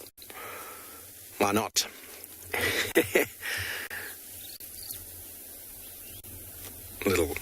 The only one that's up and grooming is this little one. Now, we spent the whole day with him yesterday. That's okay. I quite like spending time with lions, especially when they're little ones. But it is going to be warm today. So soon we're going to see them all moving again into the shade. Lions are, for the most part, active by night, but they can and will hunt in the daytime if the opportunity presents itself. So, for example, if that buffalo herd makes themselves very noticeable or very obvious, or an animal walks past, they will jump up in moments. But they've obviously decided we've been chasing the buffalo all night. We didn't catch one. Let's just take a little breather, And that breather turns into a bit of a nap. It turns into a full day of slumber. So I think we discussed it yesterday and a little bit this morning, that although lions are very active hunters, the predator-prey interaction has evolved in such a way that predators aren't successful all the time. If anything, 20% of the time, lions, leopards, maybe a little bit more for some area-specific, prey-specific. Even a pride of this many lions still struggles to catch prey.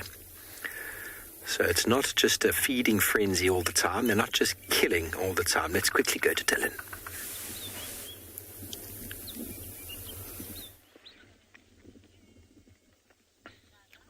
Okay, this cat actually dived into this hole.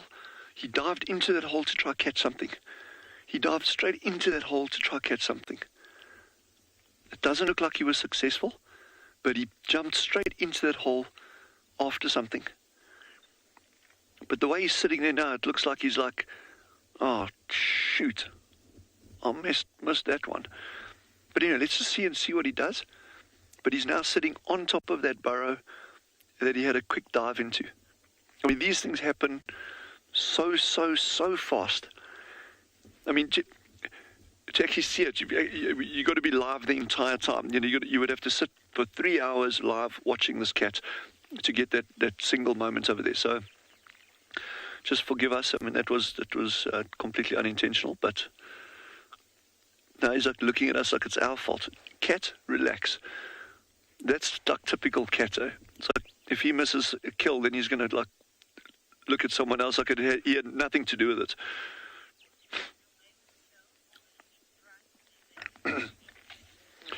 MJ has just asked, would he run away with a kill or would he eat it right there? MJ, depends what size prey it is.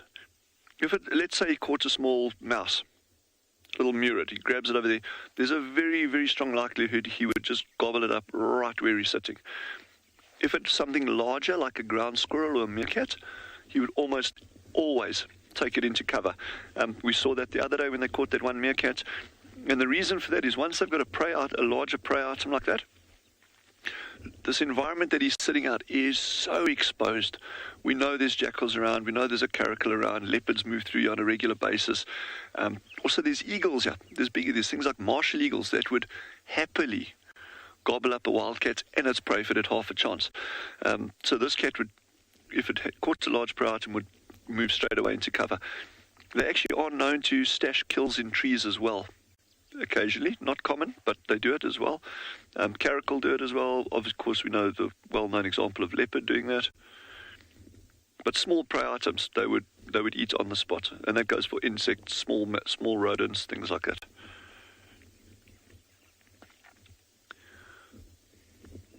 Yes, they are just gorgeous animals. Absolutely stunning. And it's not a species that you see often. You know, they've got a huge distribution. They are actually on the ground. They are common animals. But to actually see them, and to see one like this sitting out in the open, is just an absolute privilege. This is a real gem for me.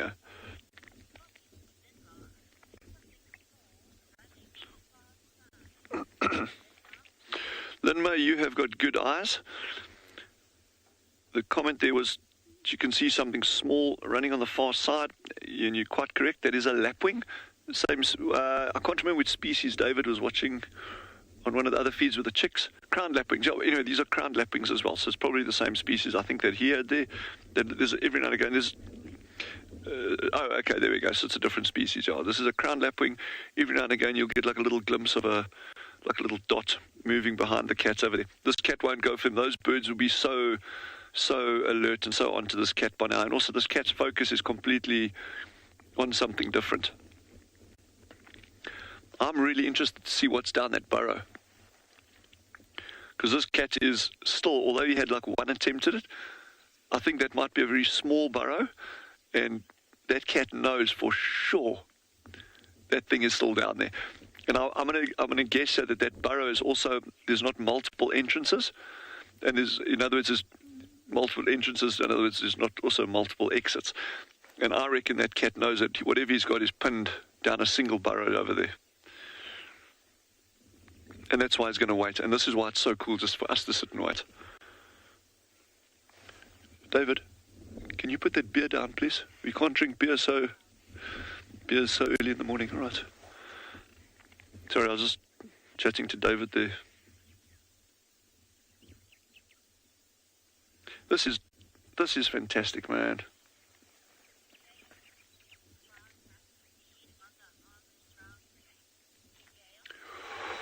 Wow, Gail has just asked, this is a good one. This is a goodie. And the question is, would African wildcats feed on armoured ground crickets? You know, those crazy-looking creatures that we've had a couple of weeks ago when Jean-Ray was still here. I think, and I've never seen them doing it, but I would guess that they would.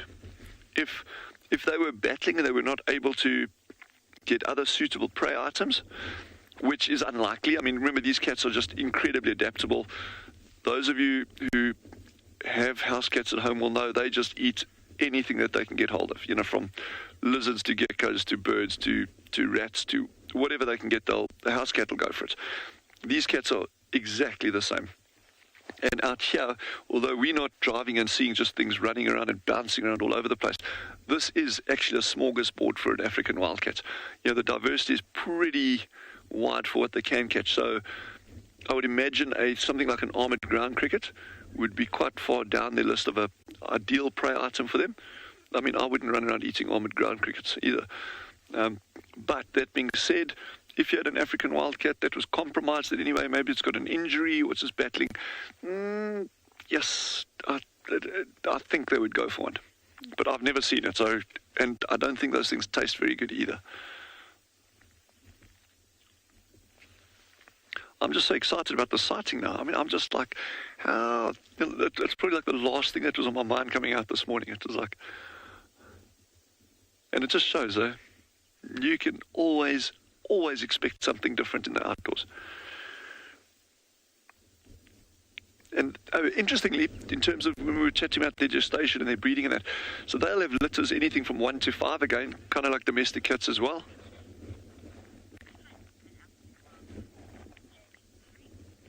Jay Mallory has asked, what would hunt an African wildcat? Answer there is lots of things. If you're this size, even though you're a predator, when you this size in this environment means you are very likely to fall prey to a whole range of things. Number one, and it's not in terms of predation, but it's intraspecific fighting. They can pick up very severe injuries in fighting with other wildcats, and that could lead to mortalities. You can get disease. That's a very real threat. And then in terms of actual predation, African rock pythons, which we get out here, they're not common, also called Natal pythons. They're not common, but they will catch African wildcats. Eagles will catch African wildcats. One of the big predators on them that we've seen out here are giant eagle owls. So our colleagues have been seeing them down in some of their places as well. We've had a couple of beautiful sightings here as well. These owls are massive birds, and they will catch an African wildcat, pretty easily. And then your larger raptors, your diurnal raptors, things like martial eagles. They will happily snaffle a wildcat if they get half a chance. And then things like leopards. Leopards are well known for taking other predators, things like jackals, canids and that, and they will grab a wildcat if they had half a chance.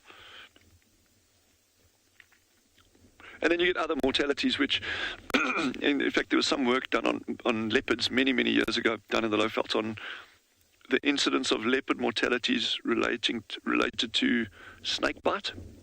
And those figures are actually quite high. I can't remember exactly what the stats are offhand, but leopard mortalities due to snake bite is quite high.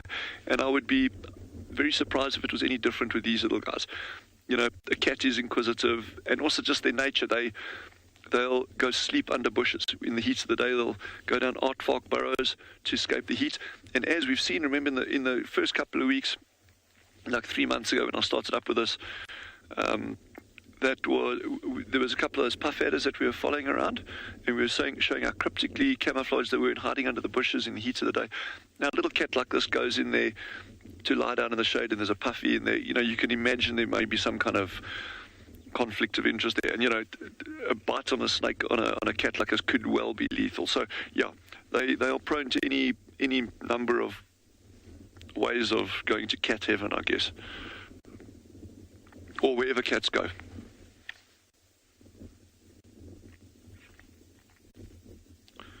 But I'm just blown away by the sighting this morning. And I know, yes, for some of you might sit there and say, well, it's just like this little blob on the landscape. But that little blob is a remarkably special blob.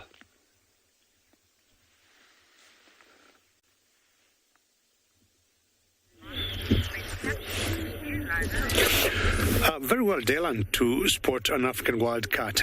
In general, they're very slow when they hunt, and of course, they do not want to burn so much kilocalories without catching their prey. We're lucky to get another pride of lions here, and if you look carefully, we can only see the back of it in this very tall elephant grass. And this particular pride is called the Mogoro Pride. So that's one girl, and she got a sister at one point. We saw them last night, and not very far from where we saw them.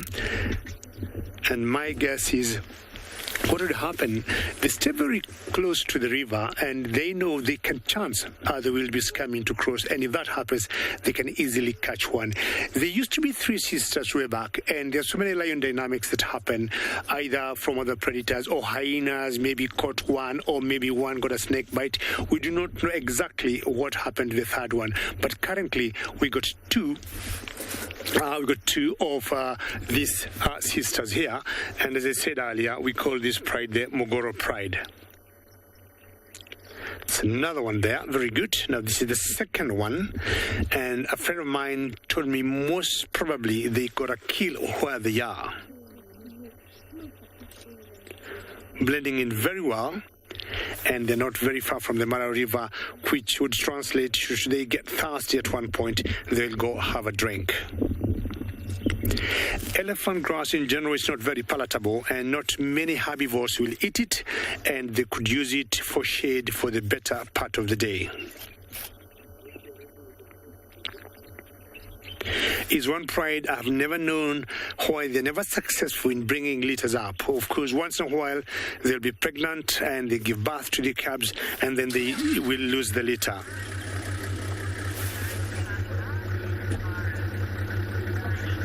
Now you'd like to know how many lion prides we have in the Mara. I'll start counting them one after the other as one of the sisters going close to the other. But they are over 10. They are over 10, quite a number. Now, Riley, this is the very first one we're doing, and this one here is called the Mogoro Pride. Earlier, we were watching another female that was stuck in a cold place, and that is called the Ololo Pride. Of all the many prides that we got in the MAASAI Mara, one of them, or my favorite one, is called the Sausage Tree Pride. Those are 3. Then there's another one called the Owino Pride. Those are 4. We got another one called the Paradise Pride. That's 5. We got another one called the Riverbank Pride 6. And we got another one that is called, let me get the name. I'll get the name for you, but give or take, we got about 10 prides where we are in the Mara Triangle. But of course, there could be a pride that we do not know. But the ones we have followed, the prides we can identify positively are 10 prides. Not sure exactly what she wants to do, but she went close to the sister. We cannot see the kill from where we are, but I think it must be under this elephant grass somewhere stashed in to keep it fresh.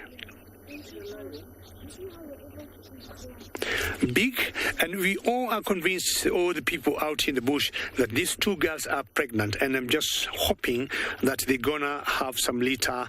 Not sure how old they are in the pregnancy. They're gonna bring their litter through. So what I want to do is just to wait a little bit patiently and see if they might lead us to the kill.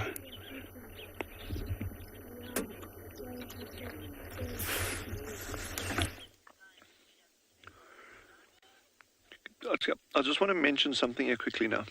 You see the ears twitching there? This cat is on the absolute brink of going for something.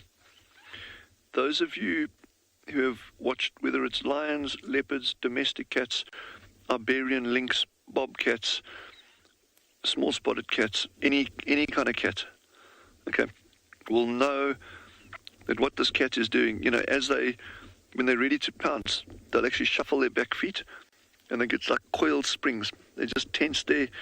This cat is 100% focused. And what I wanted to say here is that although it's had one attempt, okay, this cat knows that there's still something in that burrow in front of it, and it's not going to go anywhere until it thinks there's absolutely no chance. The species has grown up on the plains of Africa. It's evolved in these conditions. This cat is not going to waste its time if it thinks there's not an opportunity waiting for it right in front there, in that hole. So, although it's had one attempt, you know, it's not like a lion that's gone for a wildebeest and the wildebeest will run away and the lion's like, oh, well, damn, I missed that. And this cat could go for whatever's in there any second, literally. I mean, and I can't predict that. I know, well, I can predict and say, yeah, it will happen, but I can't say when, unfortunately. So, but that thing is like a coiled spring as it's sitting there, and it's all focus. So just in terms of habitat use,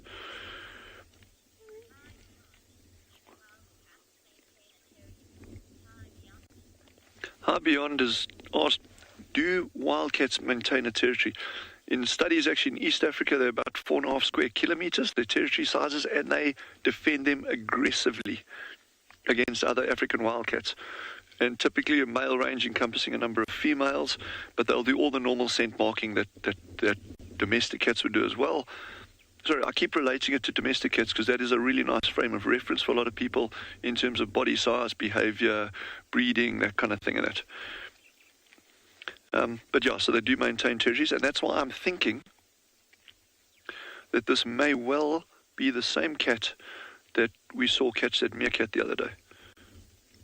And that being said, remember, I could be completely wrong because a territory is not mutually exclusive. We often have this idea that if you've got your territorial boundaries, there's never ingression from another one, from another conspecific into your area. That is not true whatsoever. You maintain your territory boundaries for the reason that you're trying to keep other animals out. The only reason you'll do that is because you know other animals are very likely to come into your area. And that's why you've got to keep patrolling, got to keep scent marking, got to keep calling, whatever it is, to maintain that boundary. And these territories can be fluid as well. You know, so if you get exceptionally good years, you might have 5, 6, 7, 8, like really above average rainfall years. Those territories can contract. A cat like this is not going to go forage across 5, 6, 7, 8, 9, 10 square kilometers if it's got a super abundance of food in a very small area. Just the opposite will happen if you're having a drought period and food is very, very scarce.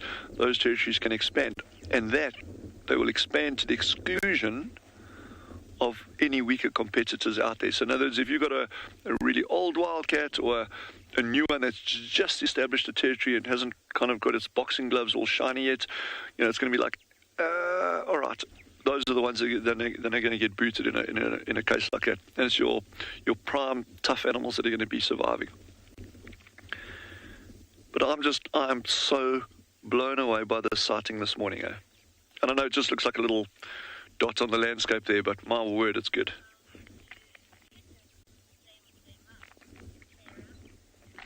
Sarah's asked, how long do the kittens stay with their mom? It'll be a couple of months. I'd have to check it up exactly what it is for you. But I don't have house cats at home, but I'd have to check it up for you. Like I say, the gestation is 56 to 63 days, and so I would guess they'd probably be completely independent by probably less than a year.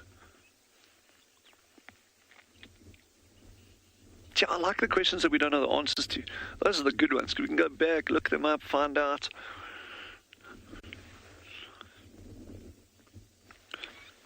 And in terms of, while we're on the topic of young and that kind of stuff, is they will often breed underground. Remember, we've been looking at things that breed underground, like aardvark, our shell ducks, the Shelby family there. The anteating chats breed underground. We've seen agamas yesterday on the drive going underground. We know pangolins breed underground. It just shows how critically important burrows in this environment are. These cats are no exception. They will in this environment, in the Kalahari, they will almost always be breeding underground, unless you've got a cat that's holding a territory up in the mountains here, in amongst the rocks. Then there's probably a strong likelihood that they will just breed in amongst rocks and thickets and that. And speaking of mountains, the hills here at Tswalu are actually quite low. I call them mountains. These are hills. I mean, you can scramble to the top in an hour's time on most of these hills. But if you look at southern Africa, or let's go South Africa, the highest point is just over 3,500 meters in South Africa, in what we call the Drakensberg. They haven't been recorded, to my knowledge, on the very top of the Drakensberg Mountains yet. But in East Africa, they have actually been recorded just over 3,000 meters in altitude. But in our areas, they tend to be a lot lower. But the key thing in terms of their habitat usage, you're looking at a very strongly what? Oh, well, good. There goes that word. Anyway, it follows a rainfall. Yes, that was a word that missed me there. Anyway, I'll think of it just now, don't worry. It follows a rainfall pattern very, very closely. And anything below 100 mils of rain, generally, you won't get African wildcats. Anything above 100 mils, you're likely to get African wildcats through a range of habitats. So, correlate, that's the word, sorry.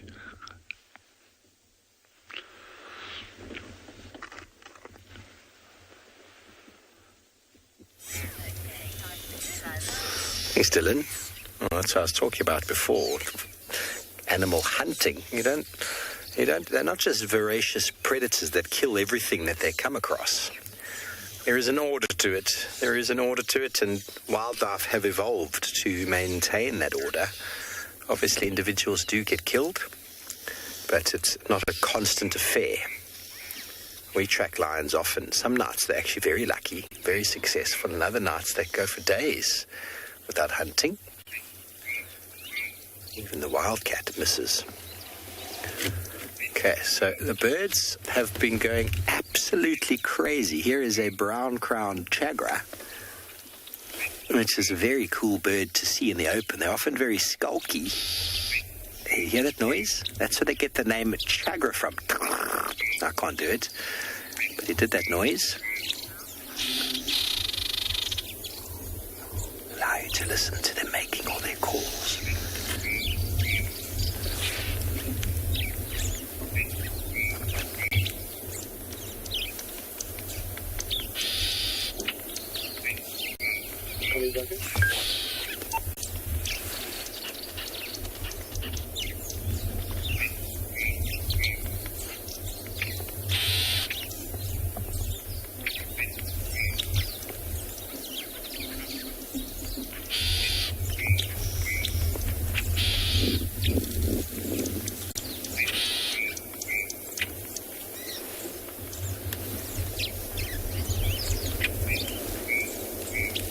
Marvelous fellow.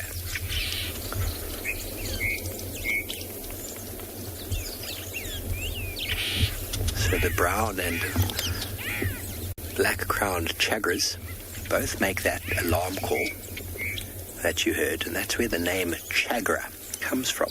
Tchargra. Off he goes. You don't often get to see them like that. That was a splendid sighting of a brown-crowned.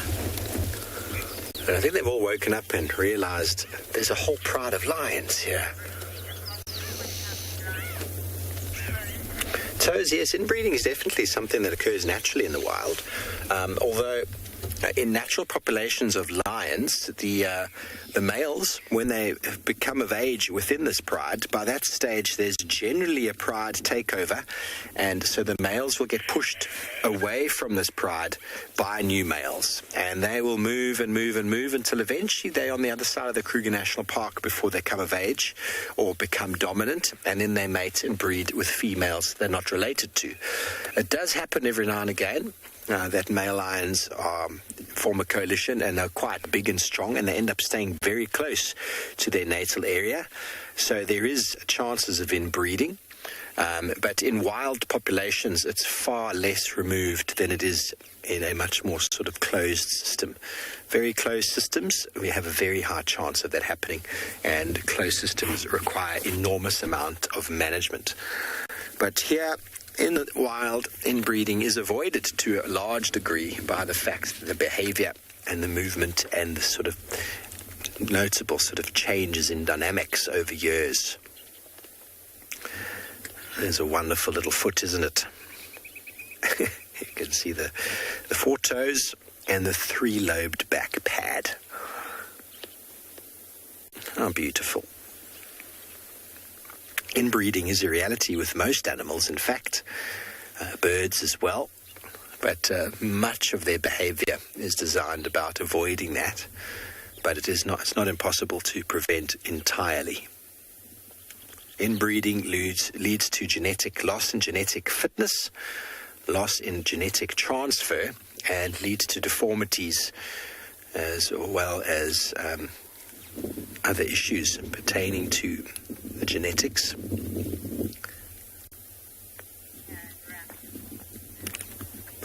but these lions are not bothered at all about a single word that I'm saying.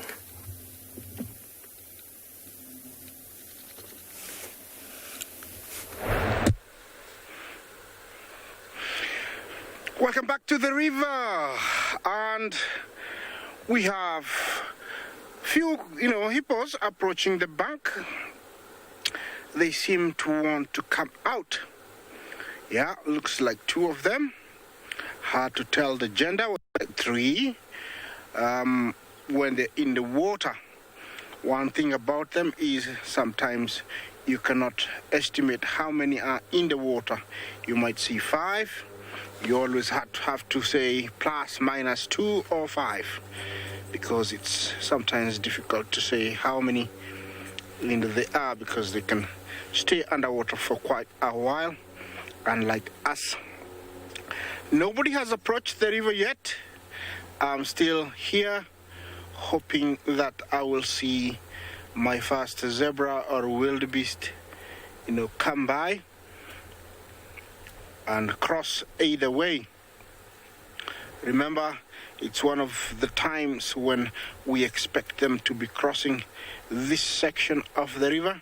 It's not always the way you think that they cross every day. They do go for a few days or weeks without crossing. Now it's been, in this area, it's been almost around 5 days. I am hoping that today is the day, because across we cannot see them, but using my binoculars I did see a good number of them.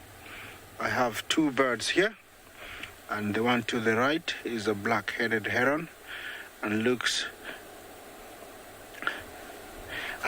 like, he's cleaning himself. Maybe he's gonna go out this afternoon.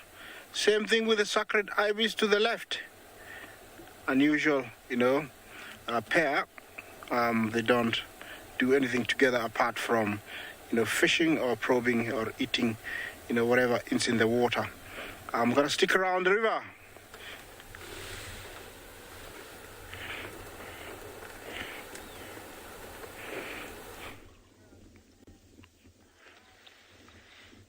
So as you can see, there's probably only one thing you're more focused than that wildcat, and that's David and myself on this vehicle. It's like probably not as focused as that wildcat, to be honest. But that cat is going nowhere, and that's why I don't want to leave here, because that cat's not sunning itself now and just chilling and enjoying the beautiful scenery of the Kalahari. That cat wants breakfast. And you see how it's like focused, looking straight at that hole, head pointed down, but you see how the ears keep twitching? Yes, I would love to know what discussion is going on under the ground there now. It's like, but I told you to watch out for it. I told you last night that cat would be here this morning. No, you didn't. Yes, I did. Remember when you put the keys down, I said, watch out for the wildcat. No. Maybe we're going to see a breakfast meal, a breakfast snack.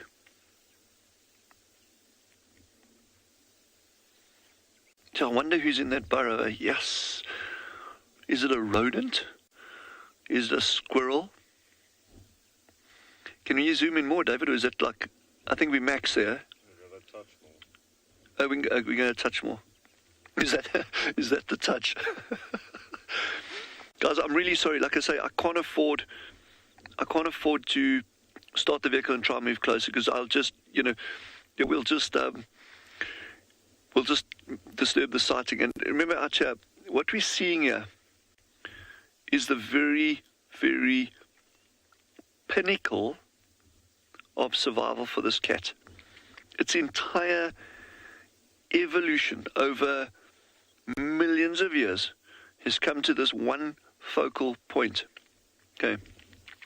We had an artist at Tswalu recently, and I know this is going to sound like a bit of a crazy analogy here. We had a fantastic landscape artist for our Artist in Residence program, a gentleman called Bruce Backhouse, does magnificent landscape paintings. And he said to me, someone once asked him, but, your paintings, they sell for X, Y, Z. How can they be selling for that? Because you know, it only takes you 2 or 3 days to do a painting like it. And you know what Bruce said? He said, no, it doesn't take me 3 days to do that painting. That painting has taken me 60 years of experience to do. And how that relates to a thing like a wildcat, what we're seeing here, for me personally, this is my own personal view, I'm not sitting here and seeing an African wildcat about to have some breakfast. I'm sitting watching the point of millions of years of evolution. That cat, this cat growing up as a kitten, its parents, its parents' parents, its parents' parents' parents, like going back hundreds of thousands of generations, that has honed this cat to this point where it can sit in front of that hole and catch that thing. We are seeing the pinnacle of evolution here, and this is just mind-blowing.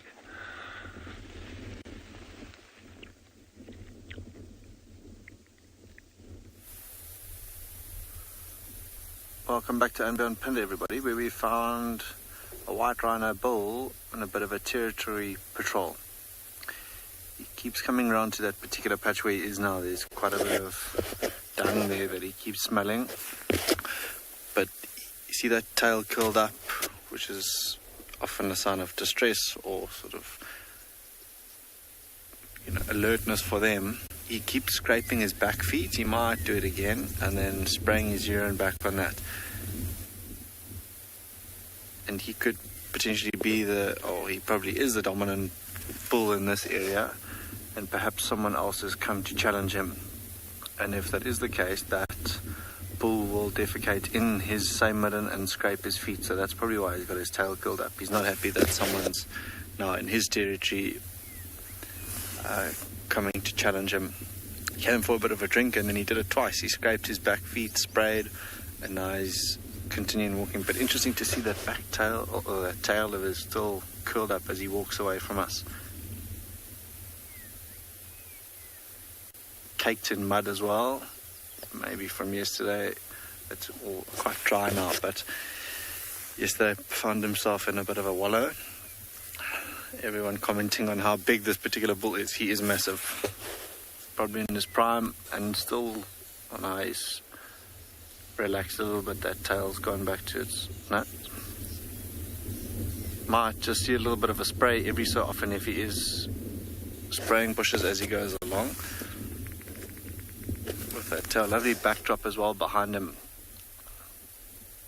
But you can see just how wide he is as he walks away from us now. He is particularly large, upwards of about 2.5 tons, which is heavier than the vehicle that we're in.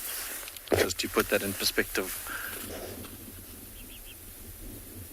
As he disappears, he's probably now smelt that trail of that bull who's now come into his territory to potentially find him. But driving out in the open, this is the first rhino that we've come across today.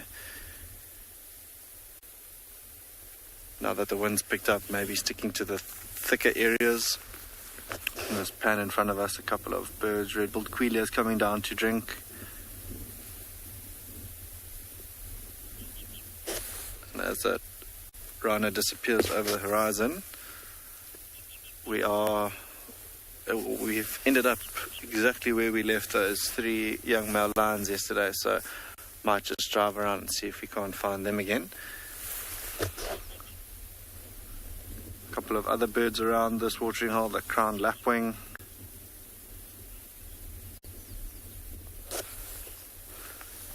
Victoria, you're asking if lions ever hunt rhino. Not that I've ever seen. I have seen hyena, on the other hand, giving a white rhino mom and her very young calf quite a hard time. I know one of the guys at Ngala also saw that, to the point where they actually managed to, he said it was 3 hyena. It was Eric from Ngala, and he said it was probably one of the hardest things he's had to watch. But 3 hyena that kept on sort of attacking. One would rest and the other 2 would try and tire this rhino out, and eventually it just succumbed. So I've never heard of lions attacking them. Maybe a small calf.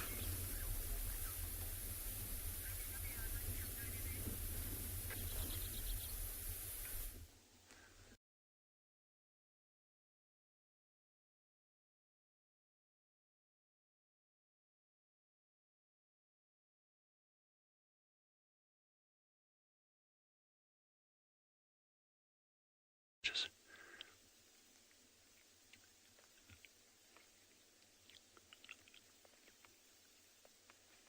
Watch this, watch this, watch this.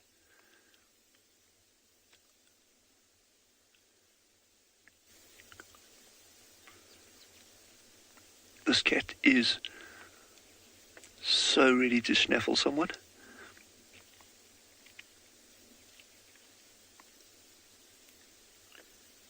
You can just see how tense that is. That entire body is just waiting to go.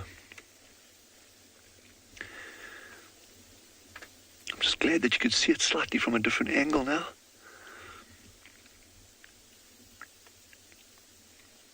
Oh my goodness, this is just incredible. That tension, eh? Come on, girlie. Come on, you can do it. Come on. This is just patience, eh? This is just absolute patience.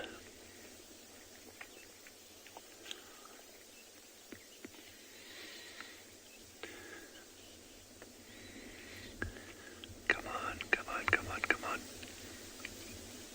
I just got up from the left, moved to the right, then came down, and we actually, when Chandra was still here, we actually witnessed one doing exactly this. It was sitting for ages at a burrow entrance, and then it moved around, and it took a completely different angle when it tried to catch something. So this cat is 100% onto something, and it's not going anywhere, and neither are we. Oh, it's settling down now. It's settling. Okay, so I think that key hunting moment just passed there now. But this cat, the way it's settled in like that, it's not going anywhere. This cat is still going to give another attempt. So that's been 2 attempts now in the past hour and a half, hour. We're going to see a third one. Anna Marie has asked, do the cats ever raid bird nests? They have been known to raid bird nests, but particularly ground nesting birds.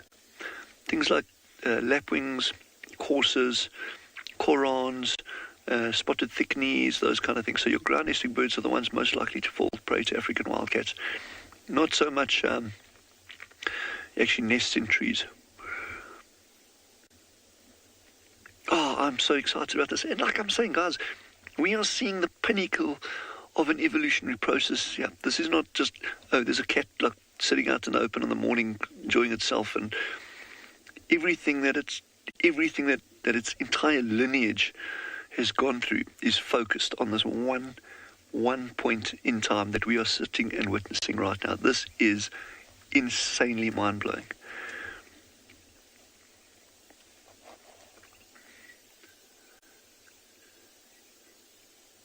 Oh my goodness, this is amazing. My goodness, I'm in heaven, yeah.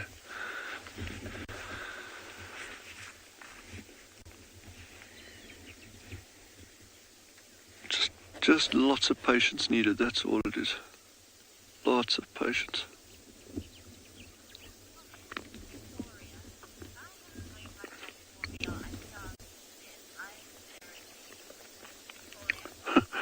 Victoria says if she had to sit and wait like this for a meal, she would starve to death out of irritation.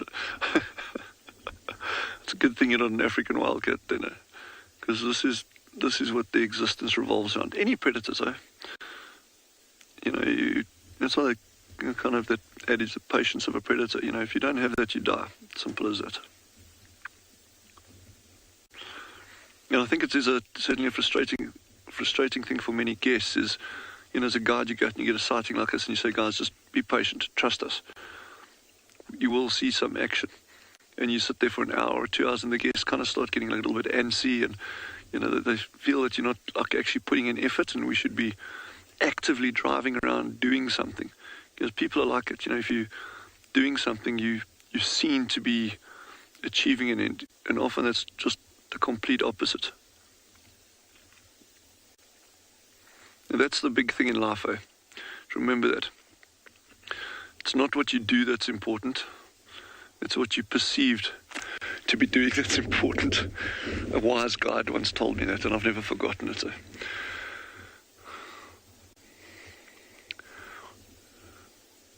So even if you're achieving absolutely nothing by driving around, if people perceive that as you doing something constructive, they'll be quite happy, even though you try to explain to them, well, that actually we're not achieving much. You're achieving far more by sitting in one spot with this African wildcat than you are driving around randomly. Pearls of wisdom on this Monday morning.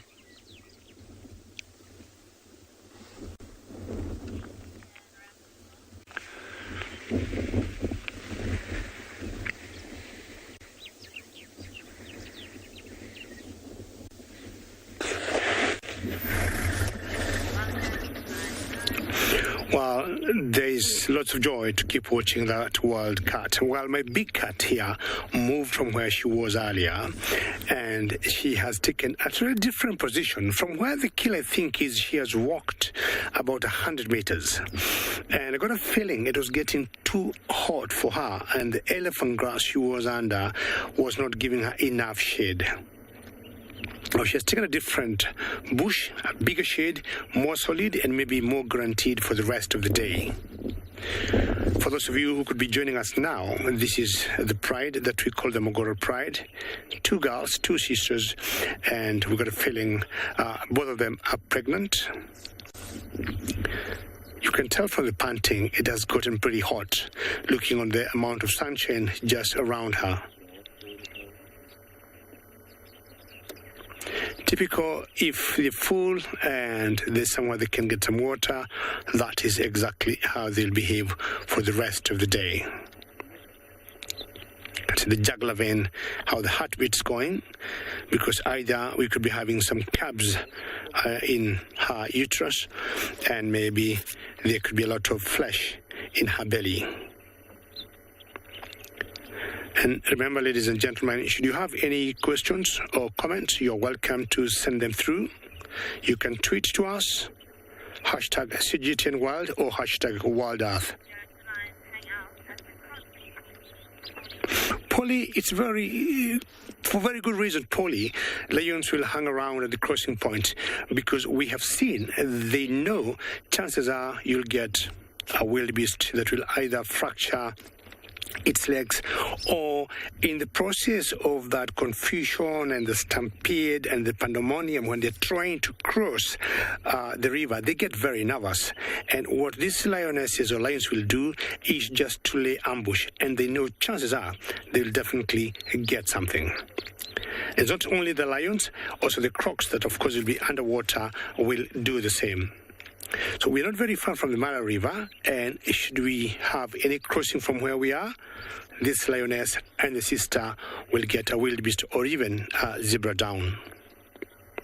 This they have known with time and experience, and they'll always know the best thing to do, hang around where the food is.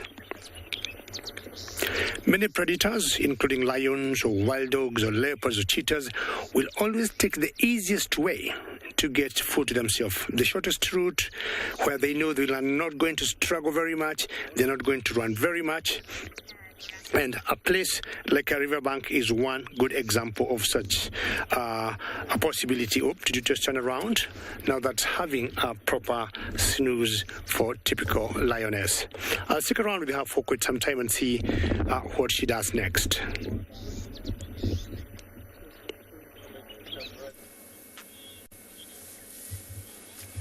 And I'm watching to see what these antelope do next, because there are lots of leopard tracks around here.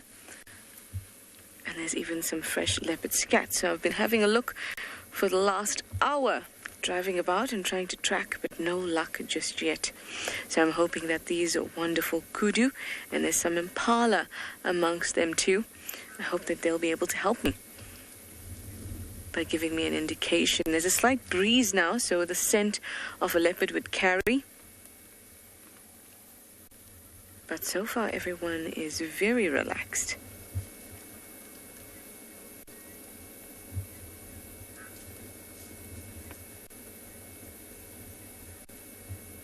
Now many of the antelope that are here, the females, they may be pregnant. We know the impalas, those ewes will definitely be pregnant. These kudus, they don't have an exact breeding season, but they always want to birth when resources are most abundant at the end of the year. And it's a really, really interesting story, the way that they go about this, and the males rut and compete. I think we should learn a little bit more about them.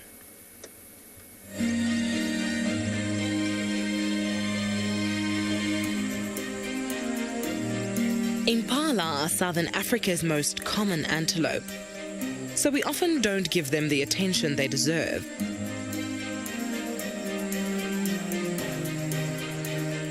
They are athletic, graceful, beautiful, and hugely successful. In May, they are also the funniest creature in the bush. The rams' testosterone levels skyrocket, causing them to hate each other and love the ewes.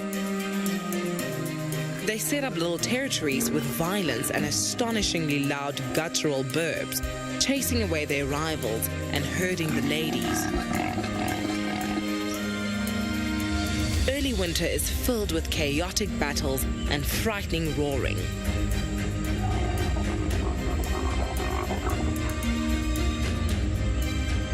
The rutting carnival is a dangerous time for the rams. They forget to eat or look out for predators.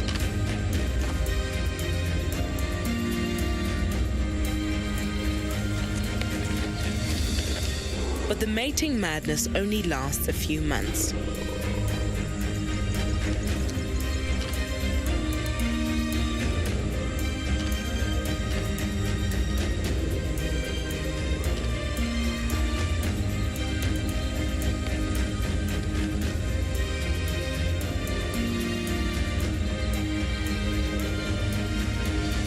After this, the anger and vendettas are forgotten and peace is restored.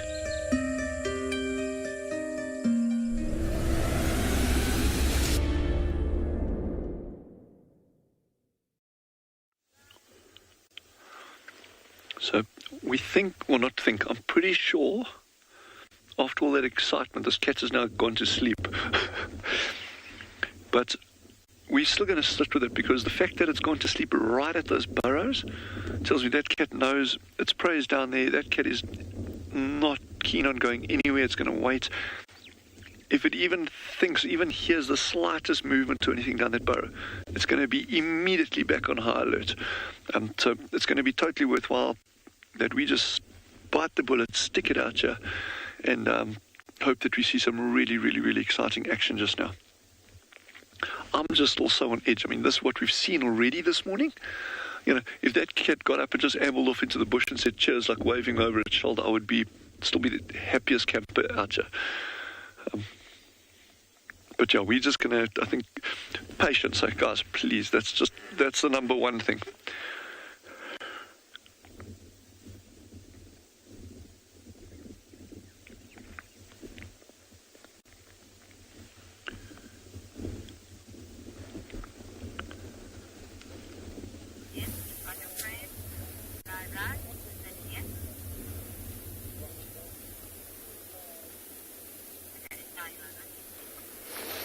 Hello everybody, welcome back to Djuma, where we've got a lioness grooming herself. Animals, lions, cats, they have an impulse to groom. It's a constant thing that they do. And if you've ever smelt a lion, it's actually quite, you think about it, it's quite bizarre how much they do groom themselves because the smell, it's never very pleasant. But that is what they are. They are lions. They smell like lions, and no doubt they also taste like lions.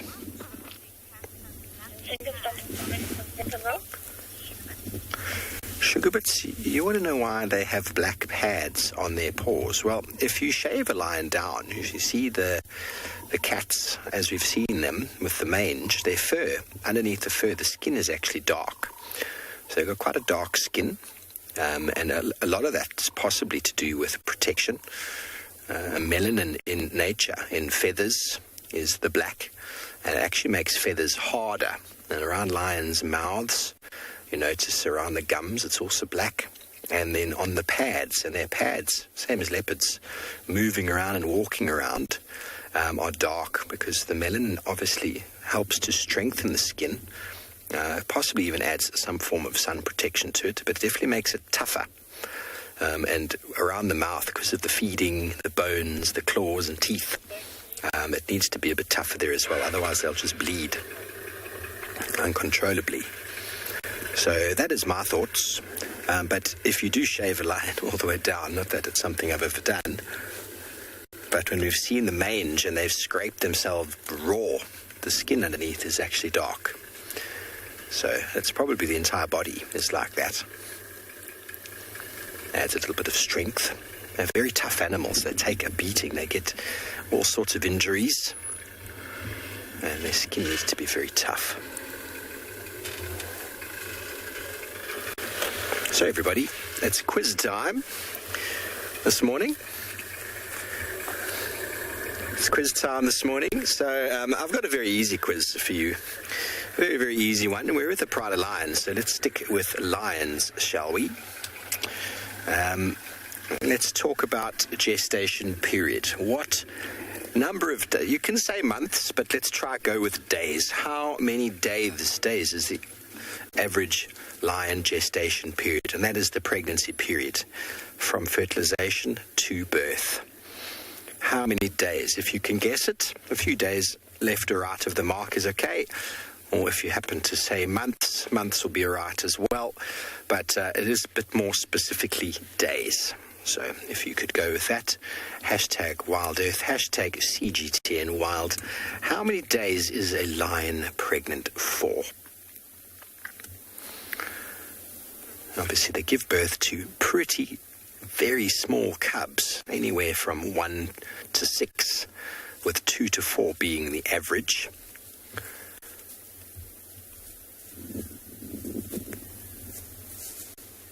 And they give birth to them very underdeveloped, very, very need of parental protection. As you can see, this pride's cubs are all above 7-8 months old already, and they still are very reliant on the pride for survival. Up until 14-15 months, these young lions are going to be very, very reliant on the lionesses. After a year, they'll start contributing a little bit more to the actual hunting, but they really aren't much of a benefit to the pride, except as an eating machine on the side, requiring a lot more food.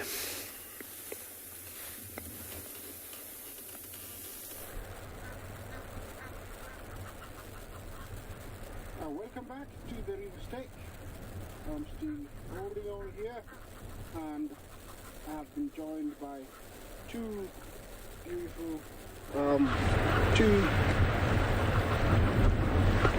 welcome back to the river.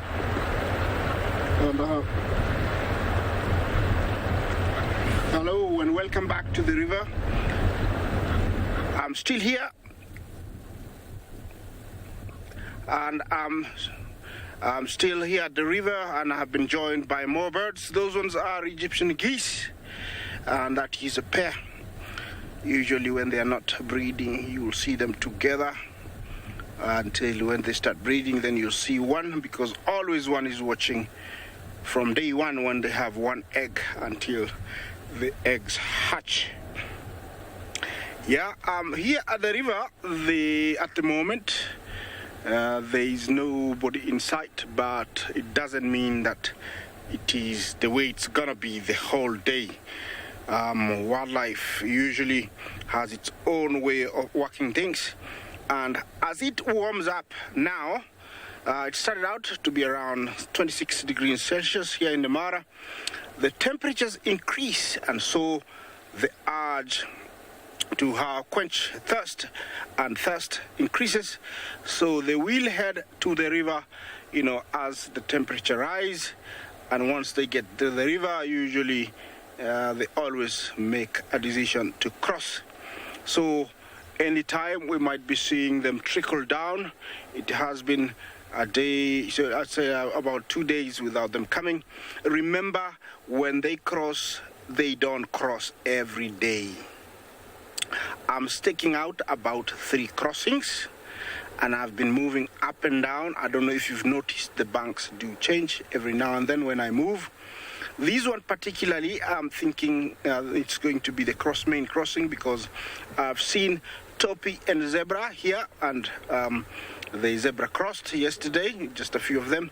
So when they come back, they will use this. For some reason, they do change crossings. They move from one to the other. So I am thinking this one is going to be, the one they're going to use. If they don't, there is one behind me and another one to my left, further up. So that's why I'm sticking around this area, and promise you in the next few days, or even this afternoon, we might share a crossing, because there is still quite a lot of wildebeest across the other side. But during the crossing, remember, it doesn't happen every day. It can happen even 7 times in a day. But when it stops, it can go from 1, 2, 3, 4, even 5 days, and then they start coming back. So just to inform you, during the migration, they crisscross from one area to the other.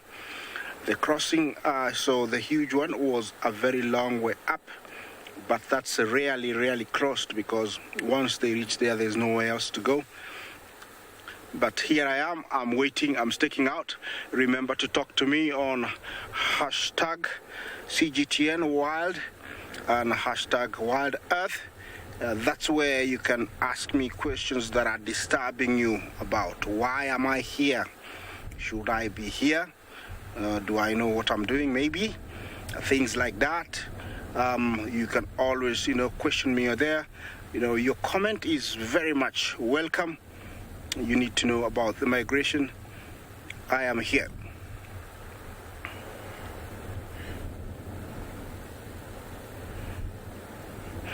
Lisa, beautiful question. Very good question. Has there been an year where wildebeest have never crossed the river?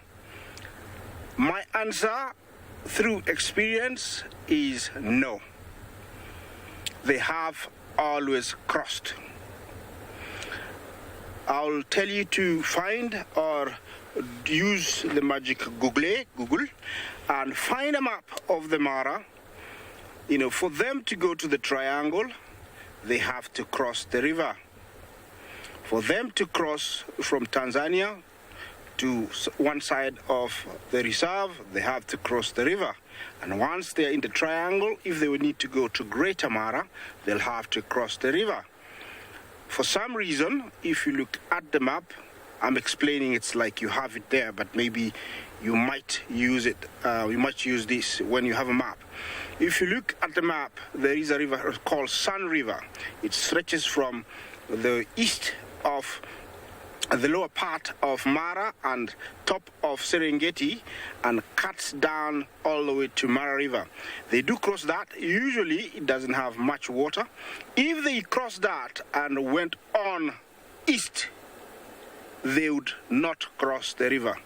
But because they're wildebeest and they've never read books, they always turn west, and that forces them to cross the river. That is my answer to you, Lisa. They always cross the river. There has never been an year where they've never crossed. And that is always the ultimate experience. After seeing the hundreds and thousands, seeing them cross is always the cherry on the cake, the icing on the cake. Yeah, more questions are very much welcome. Keep me busy here at the river. That hippo, he wasn't there. I think he just came here. He just came there, or he was there. Hadn't seen him. So I'm still here. Think of those, interesting questions, and let's talk about this beautiful phenomenon.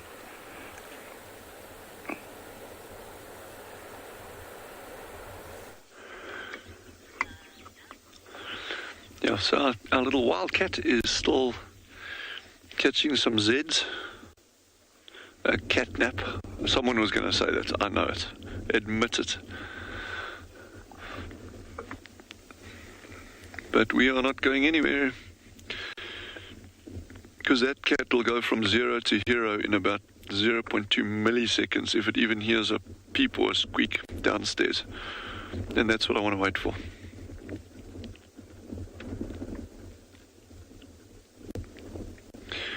So it's interesting. So there's a theory called the green world hypothesis.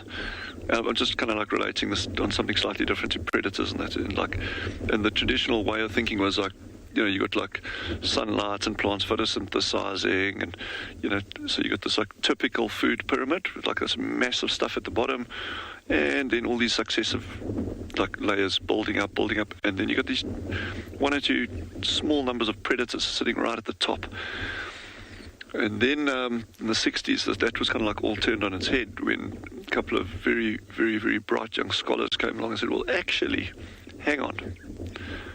Perhaps it's not as simple as it seems. That this, they called it the Eltonian pyramid. This like bottom-up, typical pyramid shape on a food like the food cycle and that. And these guys came along and they proposed something slightly different, saying, well, actually, what is preventing all those herbivores from eating every single last scrap of vegetation they can find? Because why not? If you put X amount of animals in an X size area, they will eat everything that they can. So what in a natural system, what is preventing that happening? And they kind of like threw the whole ecological world on its head there, because that was a traditional way of thinking. And they just said, well, what if we ascribe an inordinate amount of importance to the role of predators in an ecosystem? So instead of looking at it from this big classic pyramid shape, you've now got this tiny number of predators sitting at the top but having an inordinately large impact on the environment below them. And that's really what's going on out here. Predation is one of the key driving forces in maintaining ecosystem health. Doesn't matter what ecosystem, pick an ecosystem. I challenge anyone to pick an ecosystem and to point out where there's no predator there. Ecosystems that don't have predators are degenerate and dysfunctional in the long run. No questions.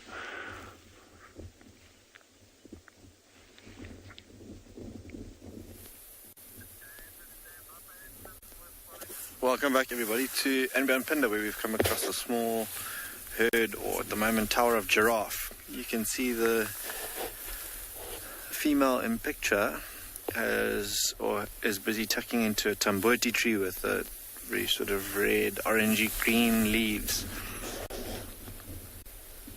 She manipulates, wraps her tongue around them, and then just pulls her head to the side to strip it of all those leaves she's busy eating on. And if we pick one of those leaves, it's got that very milky latex, which for people or humans not great, but a firm favorite for this particular giraffe. As you can see, porcupines will often eat at the base of the tree, and then black rhino will eat tambotis as well. And all three females, we can tell that just by looking at the ossicle or horns on top of their heads. They still have that black hair on top. Males are typically bald because of the necking or the fighting that they do. Just watching this one, it's got that really, really long leathery tongue that wraps around to eat.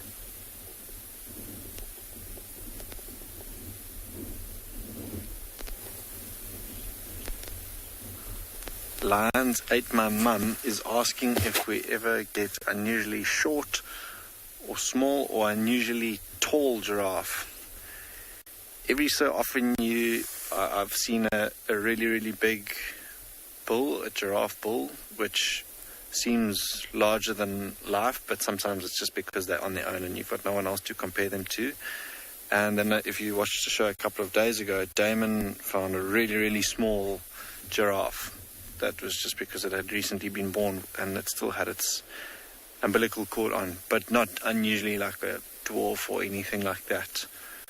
Lions Ate My Mum, I've never seen a sort of pocket-sized giraffe, no.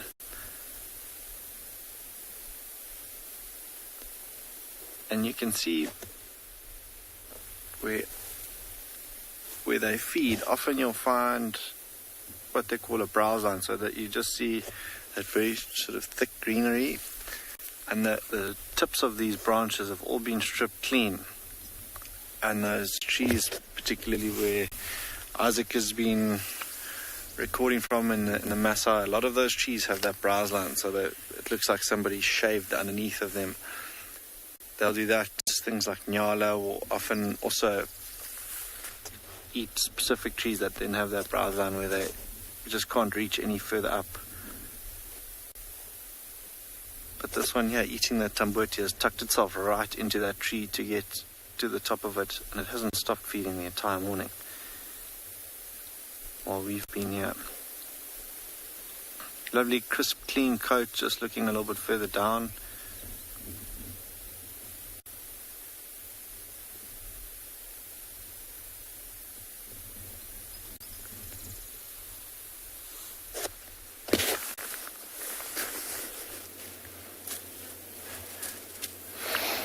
Welcome back to Djuma.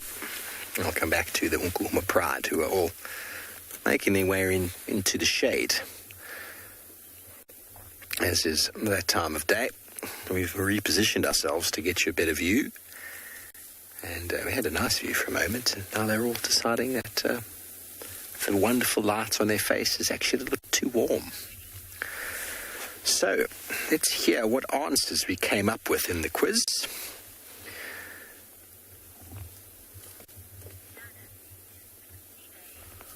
Janet, you reckon 60 days. 60 days is a little bit short, Janet. Very short, actually.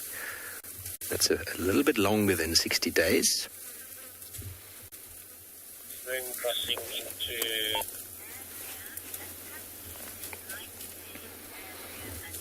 Andrew and Patty, you're close there. You're close with your 90 days, 3 months. Very close, but a little bit longer for the most part. Both lions and leopards are very similar, just over 3 months. Oh, Carly, there we go. Carly says 110 days.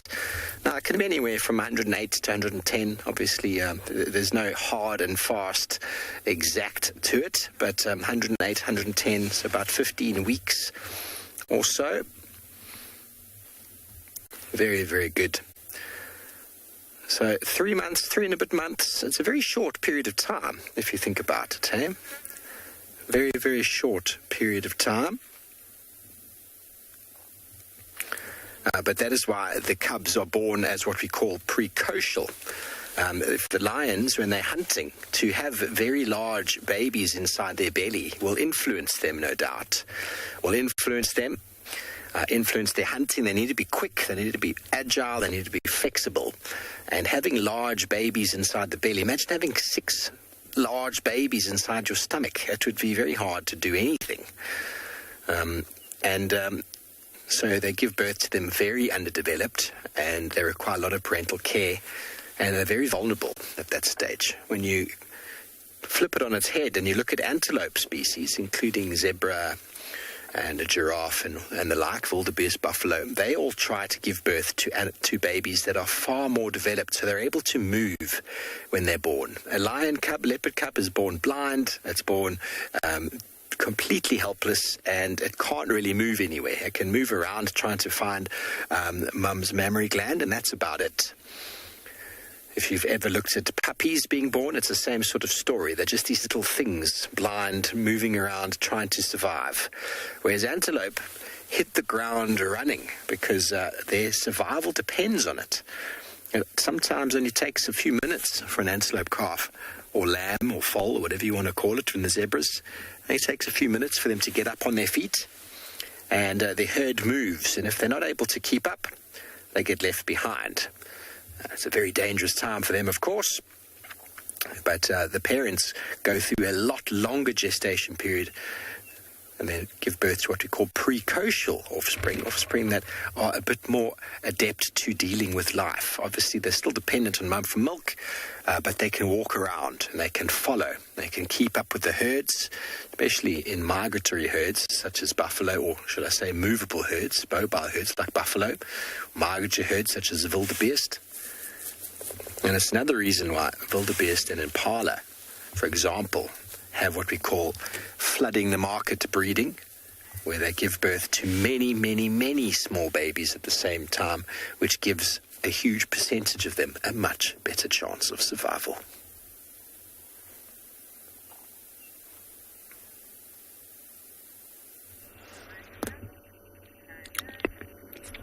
Well, I stopped here to show you these zebras, and not because we didn't have zebras before, but I'm just looking at how they have posed, and I think this is a great family portrait.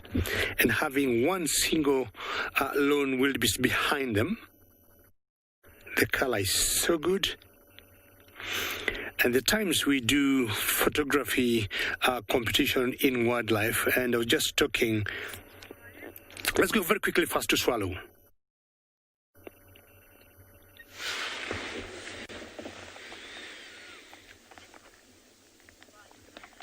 Yeah, guys, sorry, this cat got up, it went to the toilet, and now it's just ambling off there again.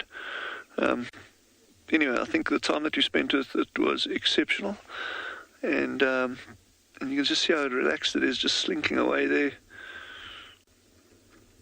This has been nothing short of a remarkable sighting. So everyone that had the patience to sit with us, Kirsty for having the patience to put up with my crazy quick links every now and again. Thank you very much, everyone. That was just an insane African wildcat sighting of, like, yeah. What a birthday present for me, eh? How cool is that? Got it, David? Yes, it's ambling up there. There he goes. There you can get a nice idea of the size of the cat compared to a domestic cat. And it's the one of there's two typical features that distinguish them from hybrids. Red behind the ears, which this one has, and long legs. The legs are considerably longer than a... Yes, what...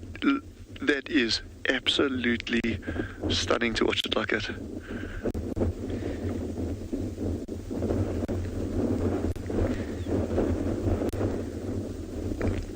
Okay, well, camouflage, as we were saying just now, when it was lying sleeping there, if we'd driven past at that point with this light, we would never have seen that cat. And I'm really glad you're all seeing it actually moving through this landscape now. Jeez, that is just unbelievable.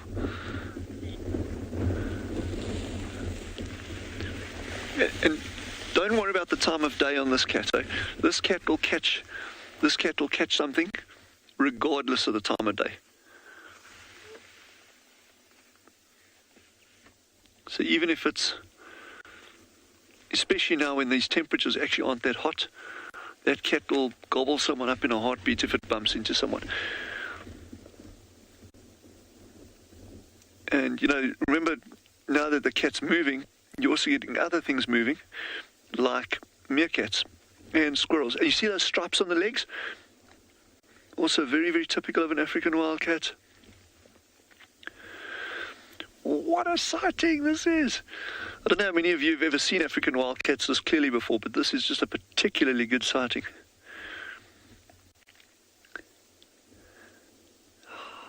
Yes! This is ridiculously good. Oh, man alive, this is amazing. And I know I keep saying this, but this is coming from me that has been here almost 16 years now, and I just can't get enough of seeing things like this. It's just like, oh my word. Just seeing that cat on the prowl, and it's hunting now. It's not like just going for a stroller. This cat is hunting. He obviously lost interest, and I'm pretty happy to say that this is a tom. I'm just going on the bulk of the body. It's a nice, strong-looking cat. They get to over 6 kilograms, by the way, just out of interest, these males. Between 4 and 6.4, that's what the range is there. And the females are considerably lighter, kind of 3 to 4 kgs. Wow.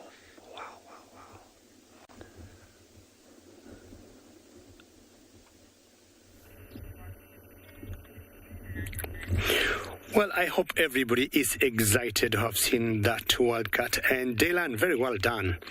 My zebras have remained in the same position. And you remember earlier, I was talking about the times we do photography competition here in the MAASAI Mara. And I was talking to Bunge on the camera today. And I thought, if we could have, be doing that competition currently, I think this could be a very good candidate to win. It has warmed up, and this is exactly what most of the zebras will do. Slow down, stop eating, enjoy the sun, keep, wagging their tails.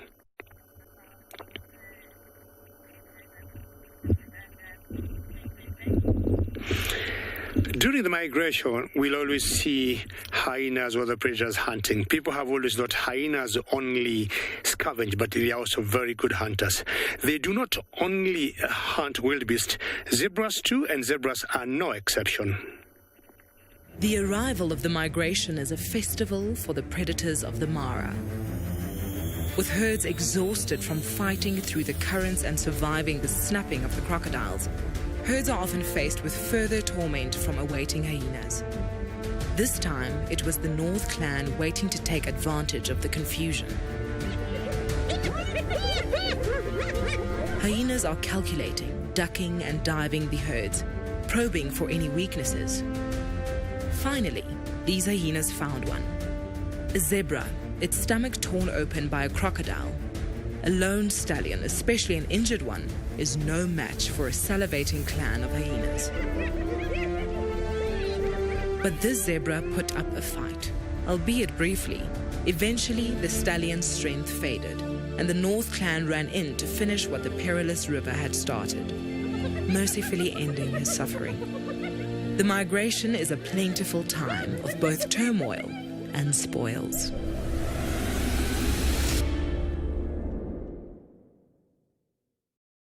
Welcome back live to South Africa, where we are still with our Nkuhuma pride, and watching scenes of that zebra can often make you feel quite sad about nature. But nature is a cruel beast, everybody, and it is eat or be eaten. Fortunately, that poor zebra went through a very hard time. But it's what nature does. Lions and hyenas will take advantage of weakness and injury, and they will always pick off what is the easiest to go. And that was a very, very sad story.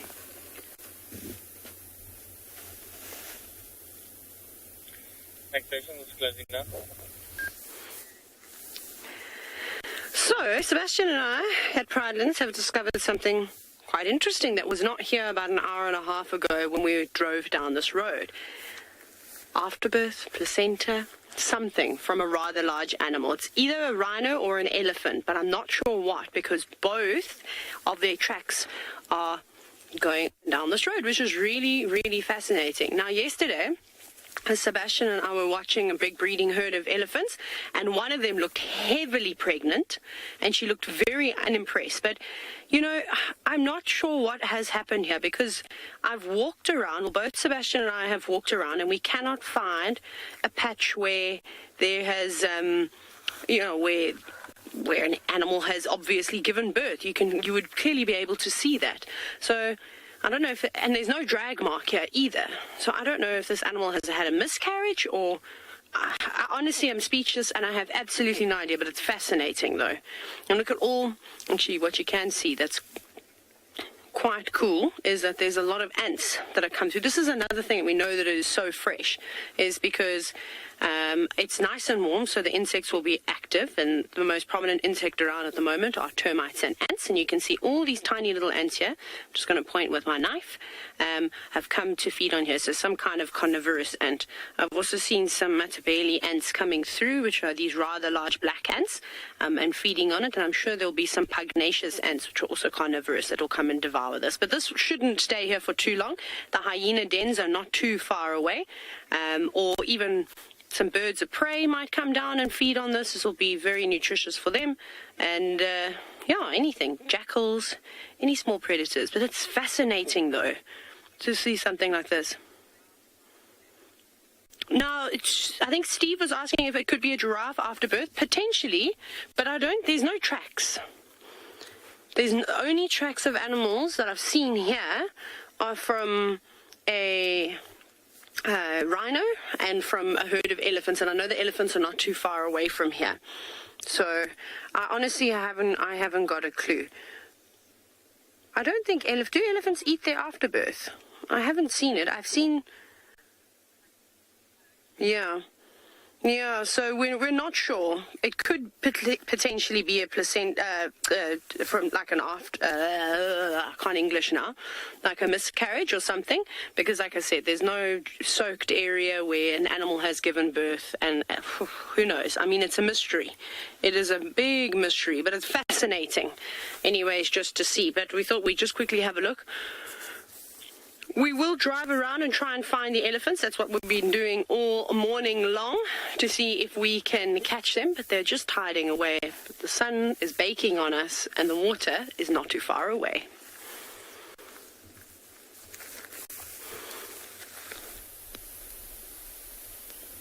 Welcome back, everybody, to PHINDA. We're sitting watching a herd of buffalo cross the road in front of us, with a whole lot of hitchhikers. You see all those red-billed oxpeckers on their backs, but particularly small calves in this herd, some whose horns haven't even started appearing just yet. Here's one whose horns have just started appearing. There's one who walked past earlier, is walking around very gingerly, probably not born right now, but I'd say at least the past couple of days. But you're just staring at them, a lot of ear flicking, tail wagging, those oxpeckers working overtime, digging in their ears and around the softer parts of their rump where things like ticks might gather. Slowly moving away, we actually found another herd of buffalo further back, separate to this herd. Yeah, and you can now see quite a few cows who have those thinner horns or boss, as they call it, and then a couple of males that are coming up behind them. We'll try and see if we can't point one or two out with that very thick boss or set of horns. But nice to see some very small calves in and amongst this herd. A particular chap that's standing in the middle of the road now, got about very short, 5-6 odd centimeter horns. A little bit lighter in color as well compared to the rest of the herd, but I'm sure slowly start turning that very dark color. There's one even younger one standing below Mom on the road now, and he's funny looking with those ears below. It's almost in line with its eyes, and those horns that have literally just started poking it out of its head now.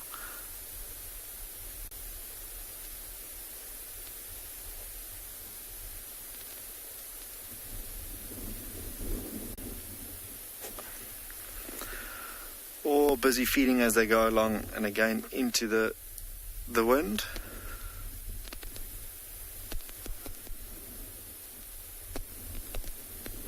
Mowing the grass as they go. I'm sure being such a hot day they might find a bit more of a sheltered patch or a shady patch, maybe over the top of this hill down below into the valley to spend the heat of the day.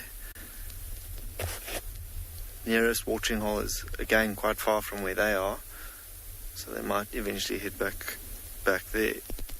Just looking back over to our right, both herds are now going in opposite directions, so not part of the same herd, two separate herds that we've now come across here. See where Craig's going off into the distance is that other herd that we spoke about. And with them up on the hillside were more, a couple of zebra, and beyond them were a couple of wildebeest that have now made an appearance. But because it's so dry, and if we use the aid of our binoculars from a distance, you can scan, and often because they now stick out like sore thumbs, those very dark shapes on the hillsides. Upon closer inspection, it was them.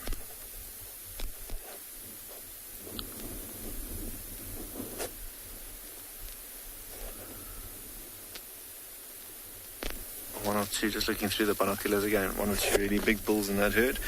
This herd's still having a look at us, but I'm sure they'll carry on grazing throughout the morning.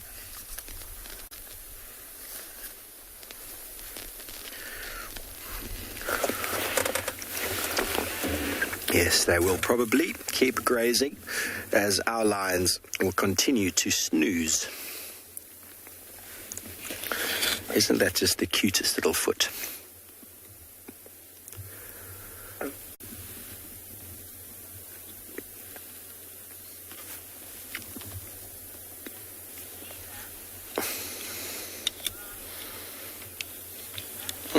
I'm a saber. You want to know the oldest lion on record? In the wild, I'm not actually sure. I mean, lionesses will get older than males in the wild, and you probably get up to 16 years, maybe a little bit older. I don't know. I've never known a lioness older than that. But I think there are probably records, but obviously in captivity, without the pressures of the wilderness, without the pressures of big game and hunting and other lions, these animals can live up to older. They can probably get to their 20s, maybe even more, due to the fact that they don't get injured. But out here, there are so many perils in the life of a lion that they don't generally live. Wow. Okay, so I've just had a little bird whisper in my ear that the oldest lion on record is 29 years old. Now, that was most certainly in a zoo, some form of captivity where it didn't have to hunt buffalo. It didn't have to move around all the time. They got food provided for them out here. Male lions, 10 is a good age for male lion. Females, 13, 14, 15 years old.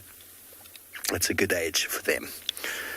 Obviously, anything can happen before that, but you don't really get male and females living older than the numbers I just gave you. There's just way too much that goes on out here. You can only hunt so many buffalo before one smashes you. And unfortunately, the injuries that are incurred might not kill an animal outright, but it can lead to them losing condition. Don't know if any of you were able to see Hukumuri the other day with James, but Hukumuri is a big male leopard who's been in this area, and he got in a fight with another male leopard, Molwati, on the 22nd of June. And he came away from that with an injured front right foot. And since then, Theo saw him the other day, I just saw a picture. Since then, he has lost so much weight, so much condition.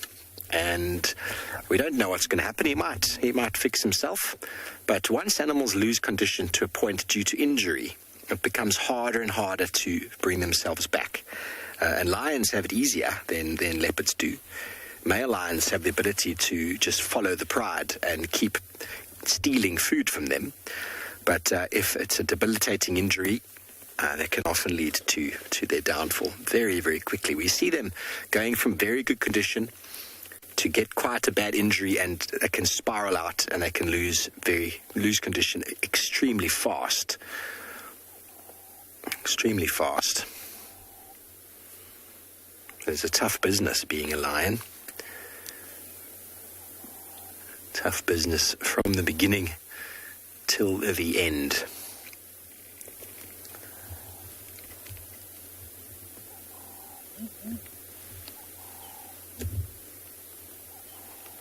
That lion doesn't think so. He thinks it's got a golden life ahead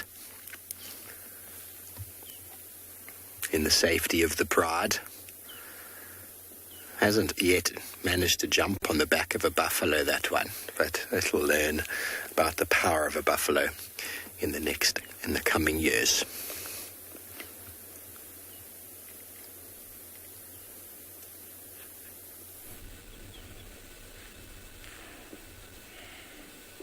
Welcome back to the Mara, and now I have moved a little bit and I have found the stripies, and these are the common zebra, the Bachel zebra they're called. It's the same animal, many names.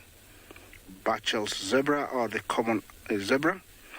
Yeah, in MAASAI it's called Oloitigo, and in my tribe it's called Sigiriot, and these are part of the migrating ones. They have been separated, but for sure they'll be joined by the coming herds in the next coming days. I don't know how many, but they'll be joined, and they'll head back to the Serengeti.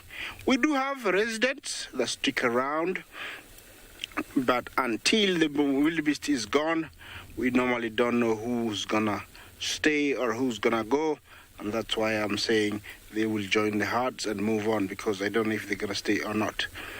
Yeah, and that in the middle there, you can tell he's got a slightly thicker mane or neck. I would say that he is the male over there, and a very beautiful neck hairs, a mane. Yeah, remember the zebras, all stripes are very different. Look at the last one heading away. Look at its backside. Looks like it had a bad, injury there. Do you see that, James? Looks like got mauled by a lion, but it healed. That was a very serious scar. I don't know if you all see that. It actually has deformed its backside slightly. You can tell it's much lower. I don't know if it affects it from kicking or running, but it looks like when it was raw, must have been a very serious one. These animals, there's not enough doctors and vets to take care of all of them. Most of them heal by themselves, and they have amazing antibodies. Amazing. When I say amazing, I have seen some injuries with animals. You think they will die the next day, and then in six months down the line, you see them surviving. Beautiful giraffe, same Maasai giraffe, is the only one we find here, and our largest African antelope to the left, eland, very shy, always very hard to get close to. In Swahili, it's called pofu. Yeah, and there you go.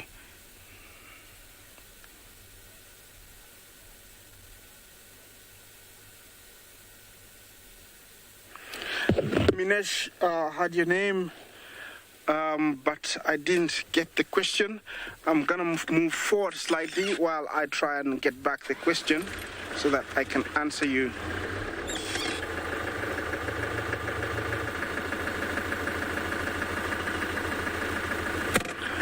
Minesh, you asked me at what age do giraffes stop growing? I would say because they live up to 25 years, I would give it maybe a good 14 years, but I'm not sure. I would say I don't know. So maybe Minesh, you can tell me, but I'm not, I don't know when they stop growing. I would guess it would be around 14, 15 years. But I don't know.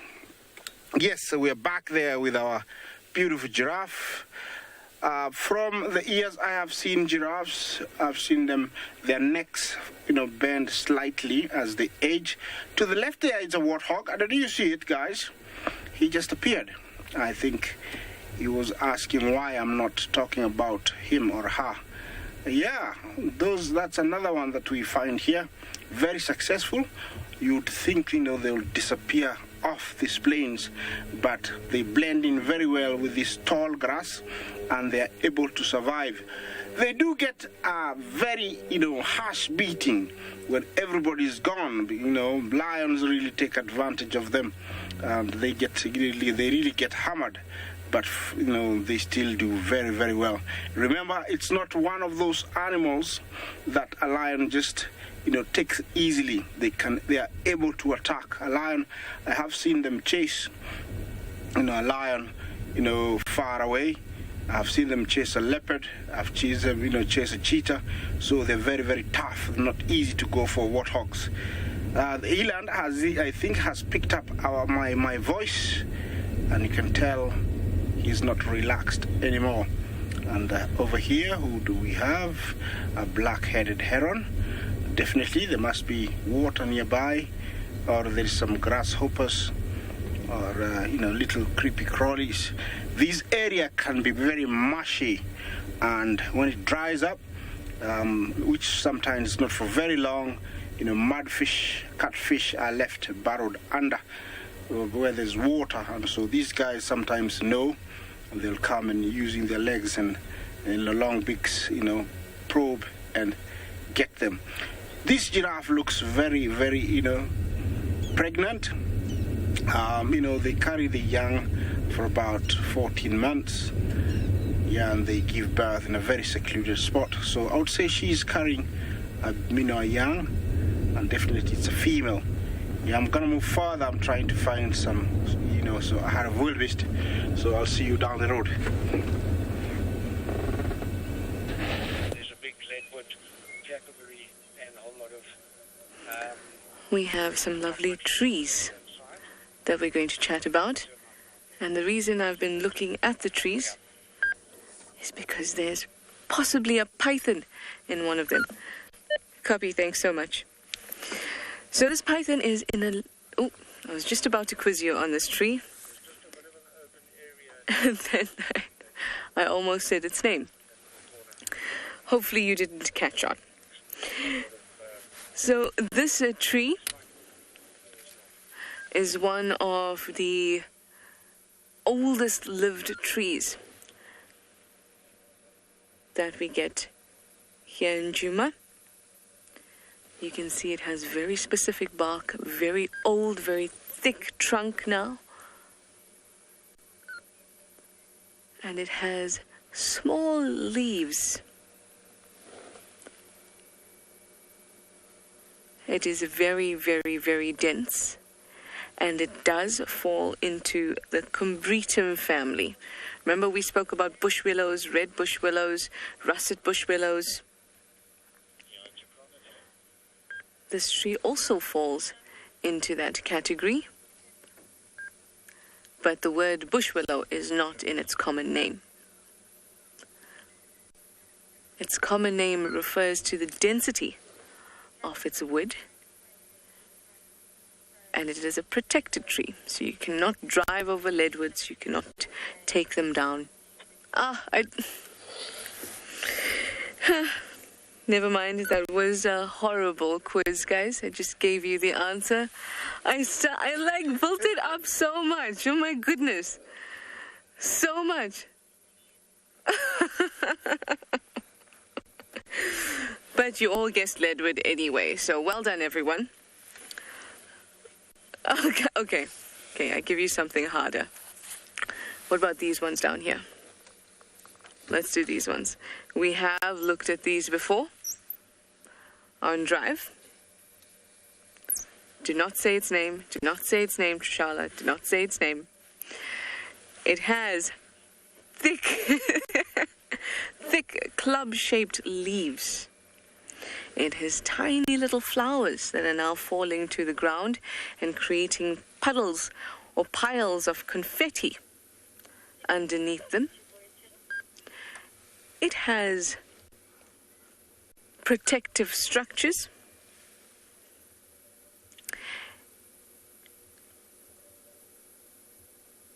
Try not to say the name. And it doesn't grow much taller than this. Its leaves are green as opposed to its relatives, which are slightly more grey-green. So, if you know this tree, give them one last zoom in there so you get a good look at the leaves. If you know this tree, hashtag Wild Earth, hashtag CGTN Wild, and tell me what it is before I mistakenly tell you what it is.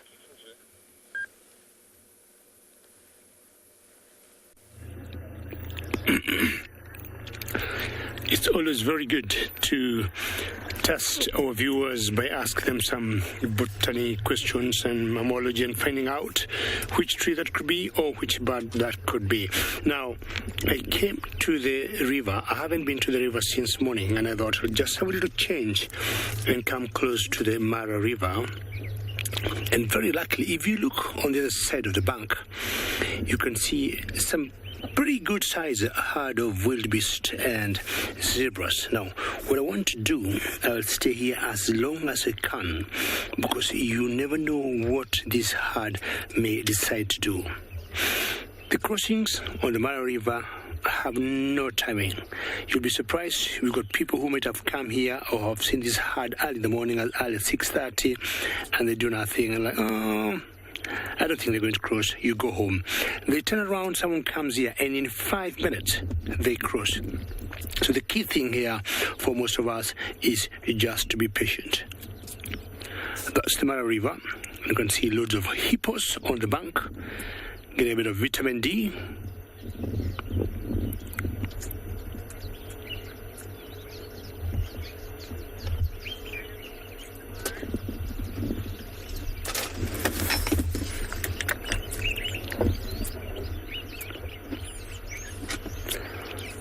And because it's not very hot, that's why you see those hippos out there warming themselves.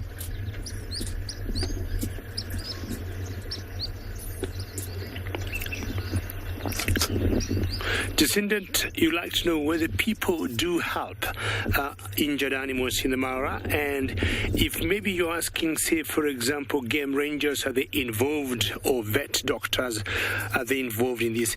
In the Mara, we try to do the best we can. If, for example, an animal could have gotten injured naturally by accident on its own, falling in a hole, or they were fighting, we always let go. But if there's a concern of human-wildlife conflict, say snaring or using cables, or people fought an animal that came to their village or to their garden, yes, that particular time we'll call in the vets to come and intervene because there was a hand of a human being in it. But in general, if no human-wildlife conflict in any situation, we let it go and we leave nature to run itself. Pretty good question there. So, Mara River, for those of you who could be joining us now, and remember, we're coming to you live, and should you have any questions or comments, please don't be shy, send them through hashtag CGTNWorld or hashtag World Earth. One of the longest rivers we got in the Mara and Serengeti ecosystem. And when this river dries, we always know there's there's a major concern in this one ecosystem here. Because all the hippos you see here will unfortunately die. In the same water, we got crocs, but crocs somehow will always survive by, making themselves some homes on the riverbank and make some kind of nests where they stay until maybe the weather conditions improve, and then they'll always come out. The grass you see in front of your screen is called the elephant grass. It gets tall and tall, and even the elephant, as the name suggests, we rarely eat it. Not very nutritious at all. Not even these hippos here, who are very good grazers. A group of hippos that you could call either a school or a bloat. Could be anything 10, 15, 20 of them together. And more often than not, most of them will be females. There could be a few young bulls, but mainly with one dominant male in that particular group. I'm not sure what that one is trying to do there, either licking the soil there. I'm not sure, trying to get some minerals or something. You can't know, but ideally hippos are herbivores, so either he's enjoying the taste of the beach there. So we'll stick around and wait for those herds of the wildebeest zebras we showed you earlier, and see if you're lucky we'll see them cross this river.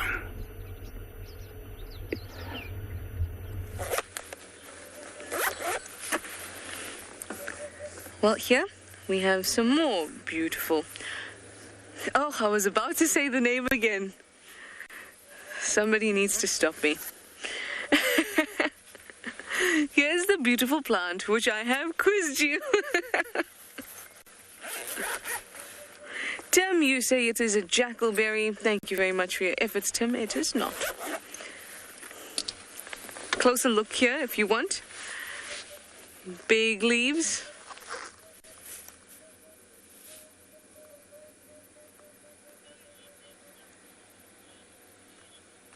There's some spikes here.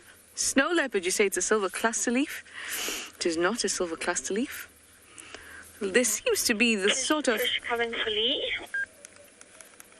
Let's speak to Lee quick. Standing by. Are you on that path in front? Negative, but I am in the Mulwati.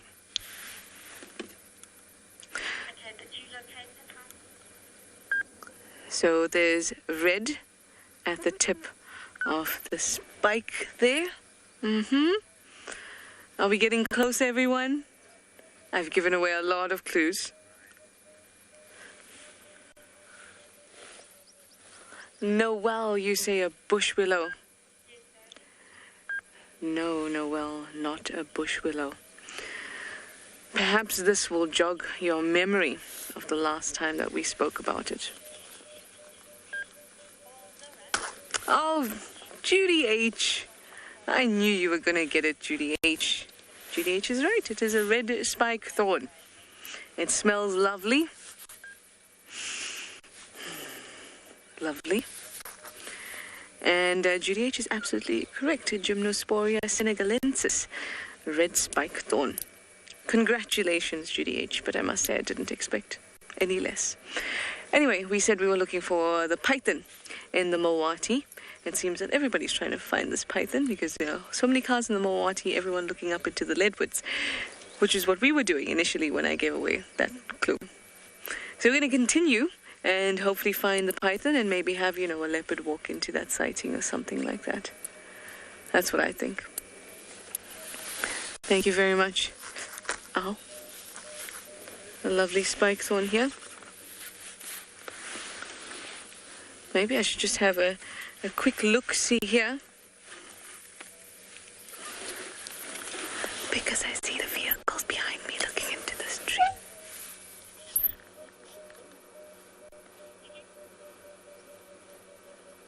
But I see nothing just yet.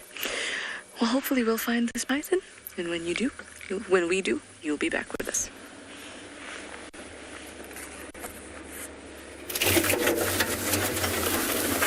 Thanks, Trish. Well, we've moved on from our lions, everybody, because they weren't doing too much. And so we've gone and done the hardest thing in the world, and that is to track down the herd of buffalo.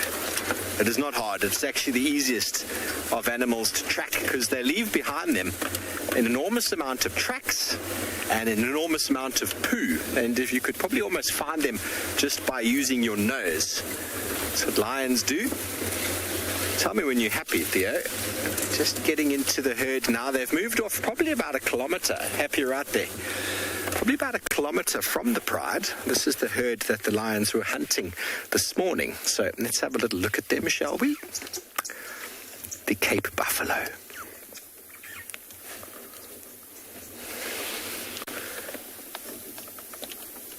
Those are the horns I was talking about earlier, the glinting in the sunshine.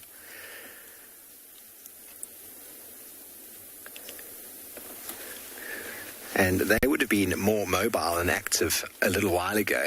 And now, get into the time of day where it's getting quite warm, you can expect them to be sort of lying down and ruminating. And all around us here is indeed a whole lot of buffalo in the shade, taking it easy.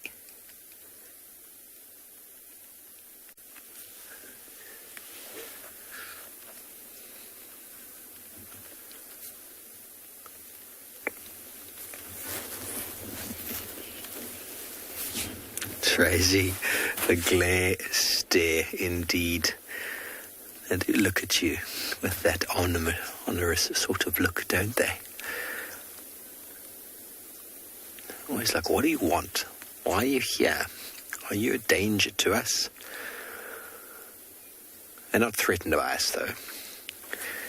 But you'll always have a buffalo or two looking around, and lions would need to try and isolate an individual from the herd, and that can be rather tricky.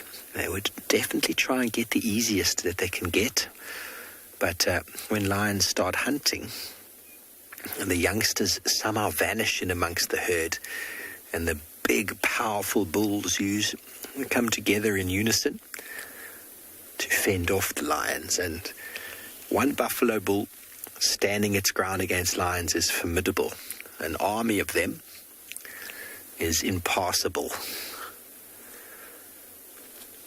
That's what the lions try and do, is get the herd to run, because when they run there's confusion, individuals get separated. You can imagine like an organized army. If we go back to the Roman legions back in the early years, When they stood their ground with their shields raised and poised, they were formidable. If ever they were freaked out and turned and ran, their shield wall would have dropped, their spears wouldn't have been as effective, and individually they would have been picked off one by one.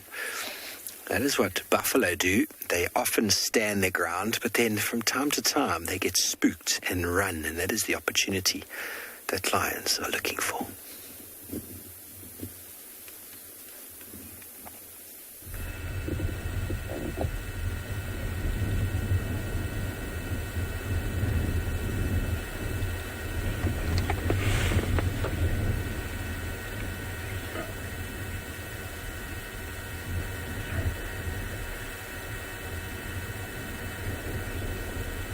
There they go. I just found those guys, and they are disappearing now off our reach. They are the few that are heading towards the river.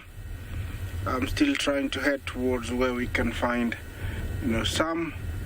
So I'm gonna drive on and see what I can find for you ahead. Right here at the marsh, and there is nothing much happening, so I'm gonna move on towards the open fields up this way, and hopefully we can find something up there, some wildebeest. They prefer much shorter grass, and hopefully I can get to show you before the end of the show. Join me.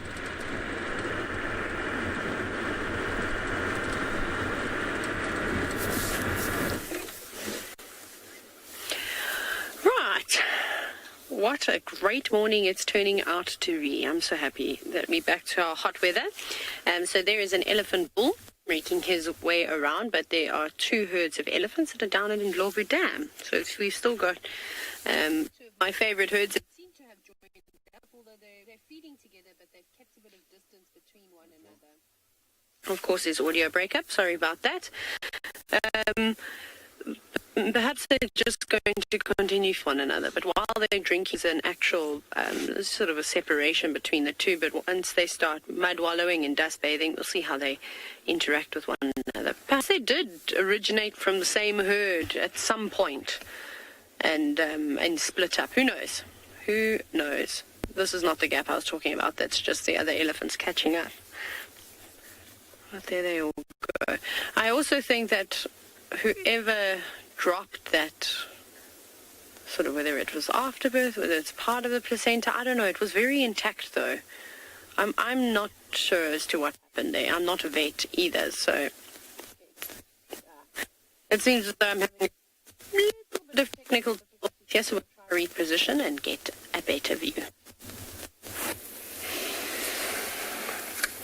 Hello everybody, welcome back to Djuma and our herd of Cape buffalo.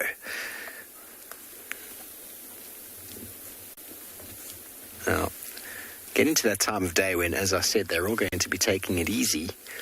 None of them, apart from a couple seem to be chewing, but most of them still seem to be a little bit on edge.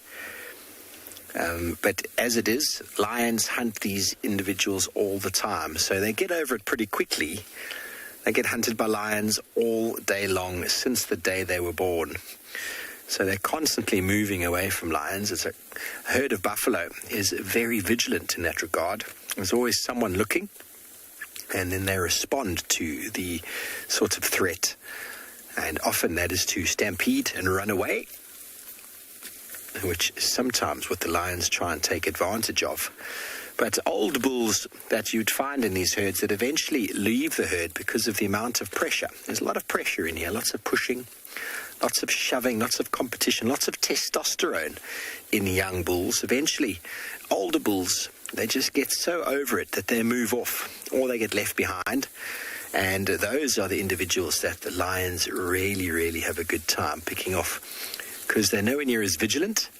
They're often on their own or in very small groups. They're normally pretty big guys, but they're also a little bit grumpy, maybe a little bit older, and not in peak condition. And so slowly but surely over time, lions will keep picking off those individuals. So it's a natural sort of order of things. They will selectively remove buffaloes from these herds, individuals that move away from the herd, individuals that get isolated. And in that regard, it's how herding mentality came about. Those that stuck together were more successful than those that went off on their own. This is a nice big bull here right in front of us with these horns. He's a prime breeding bull. Look at that boss on top of his head. That is called the boss because he is the boss. And so these prime bulls in the herd are constantly pushing and shoving each other. And eventually that pushing and shoving just gets a bit too much. And so, as I was saying, the herd mentality of sticking together is a prime directive of predator pressure. The animals that stick together are more likely to survive than those that go off on their own. And in saying that, those that go off on their own have less chance of successfully reproducing. And so, hence, that trait of herd mentality is passed on. Anything that is more successful generally reproduces more.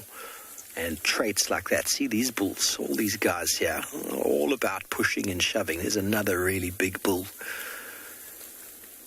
And so two guys like that would actually form quite a close bond in this herd.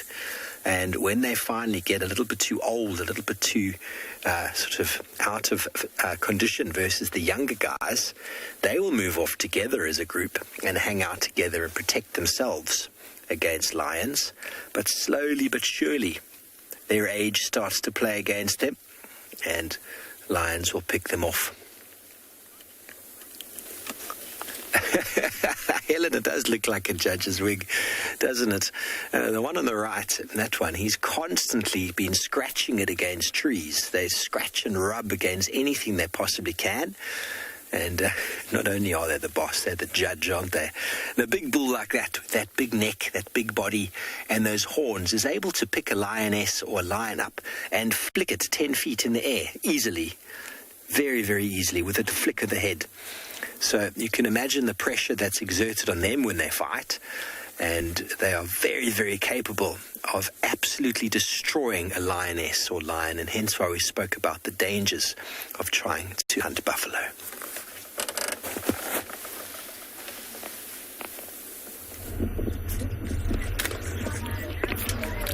Oh yeah, you do not want to take chances with buffaloes because they are very dangerous animals. Excuse me, the village I come from, we got two animals that we respect or that we fear, and buffaloes are some of them, plus of course the hippos that you see on your screen there. We have still remained by the river. We have seen a small little herd of zebras moving towards the right of your screen, and not sure what they want to do. You remember we said earlier, the whole idea here is to be patient. And of course, just like us, we got other people who have come to witness this big spectacle of the Mara migration. It could be wildebeest crossing the river, or even the zebras. That's the lead one there. Either come to the river for a drink, or come cross, drink, they quench their thirst, turn around. Who knows? But notice carefully how she comes very close and stops. Because she is not sure. She knows what could be in that water. And of course, crocodiles. She doesn't want to take any chances. Hippos, no big deal. I mean, they're not worried about hippos. Do you want cross? So you want to take your life first? You need to have lots of, there she goes, a lot of courage just to lead the whole group and go out fast. You can see how they're coming in down that small little hill, and there's a good number. And I'm very convinced there's a possibility now they may cross. It's the herd we saw before, and they swing around that little bush, and that's where they are. So they need to drink and build some pressure from behind and look at that sighting. I'll just pause for a couple of seconds just for you to digest and see that.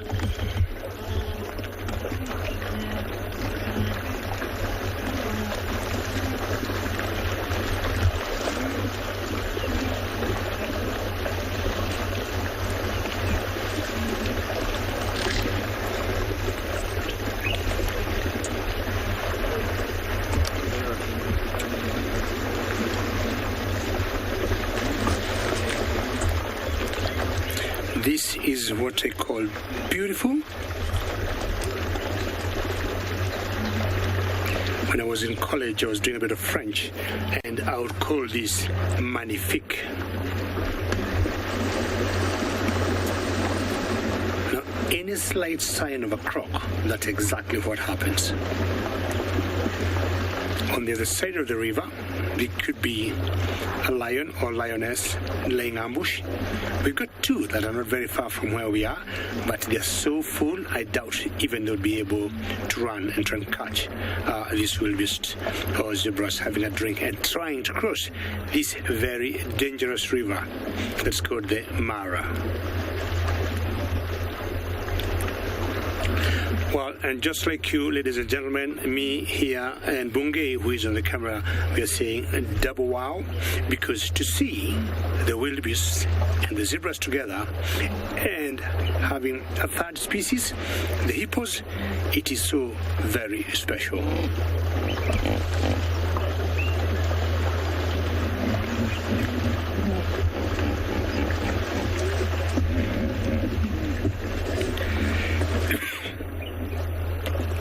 Excuse me, what you're hearing.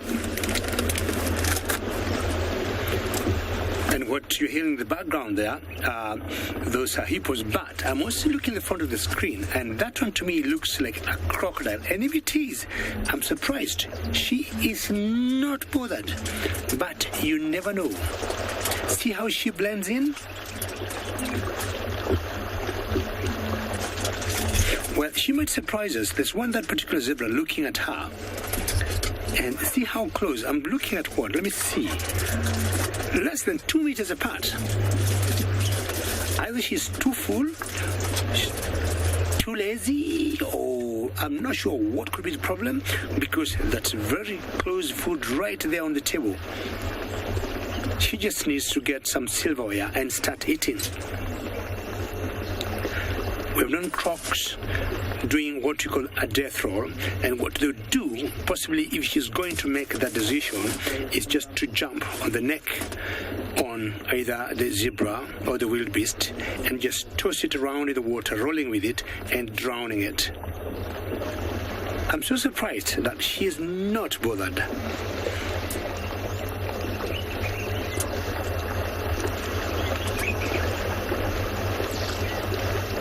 When you'd like to know why they migrate through this dangerous river.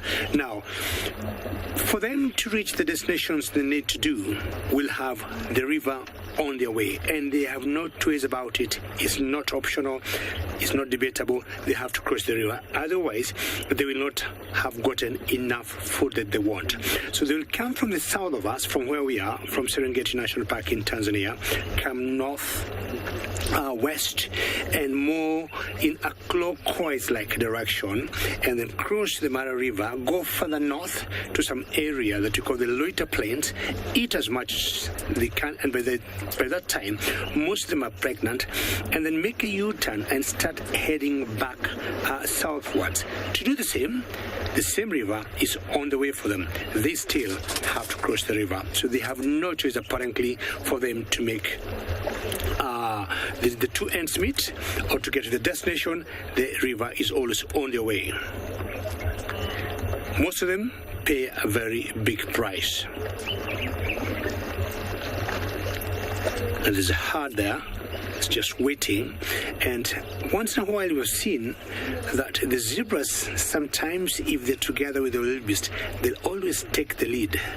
No guarantee, but more often than not, if both species are together, zebras always will risk their lives first.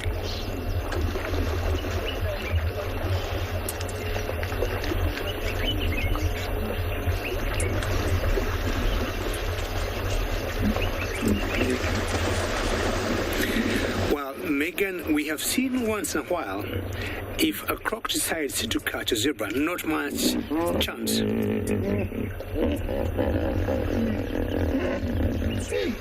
Sorry, Megan, I kept quiet a little bit for you to hear that beautiful sound from the hippos. And I've seen once where a crocodile caught a neck of a zebra, and another huge, I would say, male stallion came and kicked the crocodile from the back, from the tail. And I think, the crocodile was very surprised or to know what was happening behind it, and it let the zebra go. But ideally, that's one of the best defenses for zebras, Megan, to kick very hard, apart from, of course, the obvious speed when they take off. Now, see, the crocodile now is more exposed, and I'm looking at her. He is facing us. He's facing the wrong direction, and maybe what she wants to do is for the zebras to come towards her mouth, because as soon as she turns the other way to try and catch one of them, they will take off. I'm very convinced that's why she has not done anything. Otherwise, those zebras are honestly very close to her.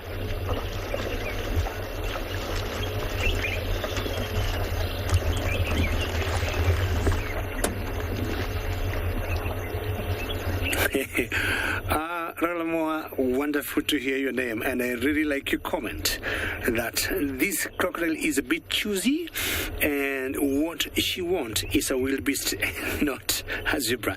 It is very possible. I mean, sometimes we have always thought when it comes to reaction when predators are involved, zebras are a little faster than the wildebeest. Now, zebras are a little faster than the wildebeest. Maybe that could be the reason. But look very carefully now. We've got two crocs that are coming. Let's just all watch. In front of the zebras drinking, we've got two crocs just coming. Apparently, they blend in very well in the water. And if you look, their eyes are right to the edge of the water level. And I still do not think these zebras have seen them. But let's just wait and see. The croc is still where it was before, blending in very well. And I can tell you for a fact, I do not think, not for a fact, but I do not think those zebras have an idea how close that crocodile is. Now, the other two crocs cannot come a little closer than that, because I think the water level there is a bit low, and once they do that, they're going to expose themselves. So what they will do is to remain there and hopefully wait for more zebras to come back in the water. How exciting is this? And remember, we are coming to you live from the MAASAI Mara of Kenya. Should you have any questions or comments, please send them through. Tweet #CGTNWorld or #WorldEarth. Now, not all the zebras, the wildebeest have had a drink, so I've got a feeling we'll have more coming back. Some are nudging others. Come on, guys, let's cross, let's do it. I had a question there about how zebras kick, and you've just seen that's exactly what they do, but that I would say is more of a play kick than an actual fight, because I would guess they are all related, same family here.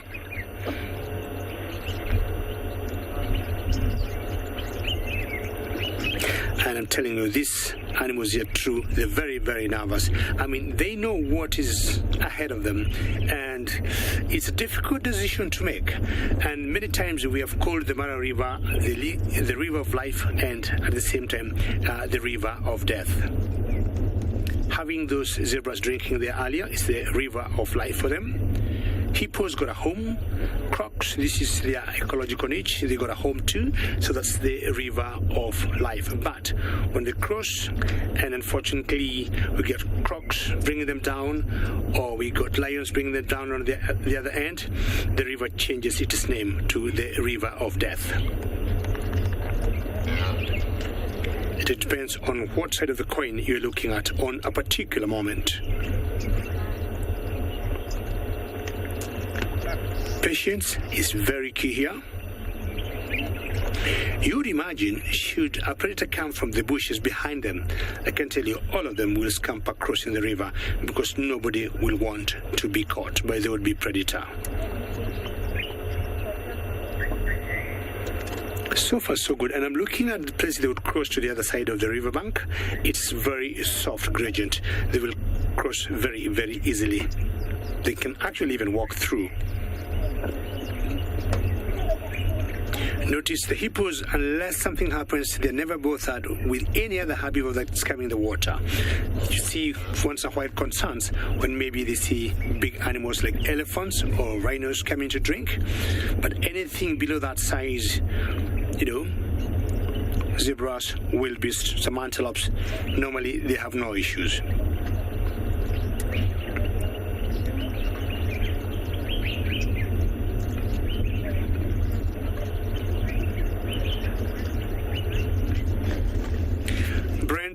Very good to hear your name, and you're saying this is the river of life and death, and that is very, very true, because it could also be the same river for life, because the source of this river is somewhere in the Rift Valley of Kenya, and it passes through homes and villages, and most of the villages there will always get their water from this river. So definitely is the river of life. But then it comes through the MAASAI Mara of Kenya, and the bigger part goes through Serengeti, then back to the Mara and all the way to the Lake Victoria.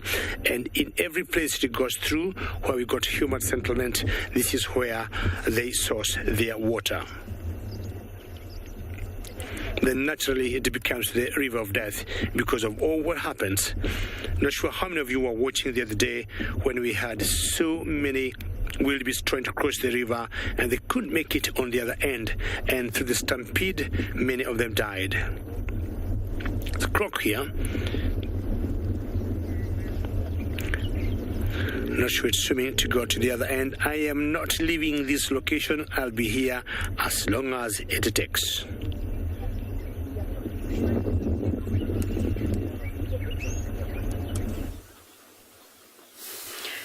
Well, that sounds very exciting, but it's also all happening here. We've repositioned and hopefully our signal will be a little bit better. But we've got the entire herd. They're actually just standing around not doing much right now. They've had a drink, some have had a wallow, and the others I think are maybe just having a 5-minute siesta.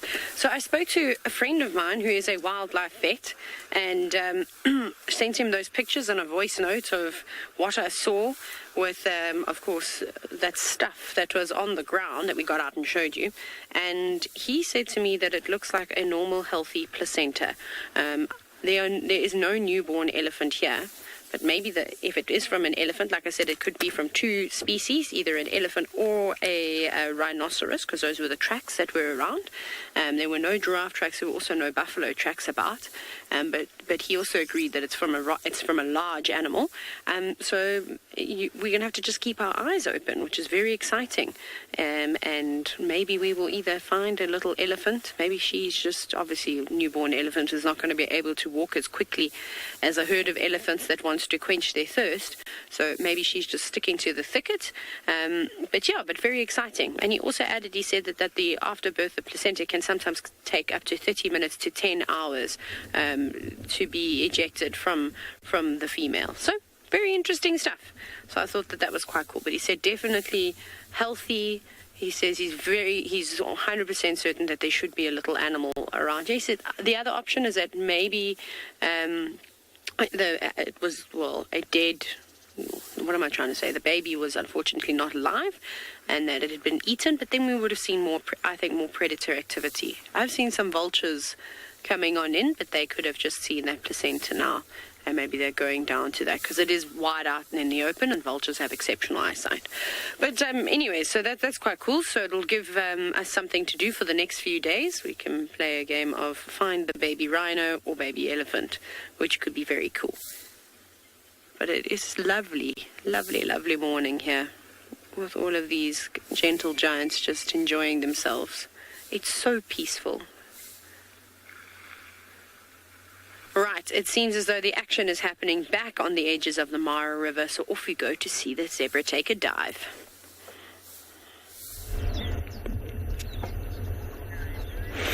Well, it's very true. Action could be happening here, but I don't know what just spoke to those animals and they've just gone the other direction. If this happens, but I can tell you they will not go very fast. So the dust they have blown there, And especially the wildebeest, if any one of them will sense something that's not right, that's exactly how they behave. Even if a small little scrub hair, a small little dick, a small little animal, and I think, ooh, that looks like a cat. Ooh, that looks like a predator. They just take off. But then the thing is, they'll go, and most likely they're going to go to where we had seen them before. They may go around that way, and then after some time, they'll come back here. Again, as I said, patience is very important.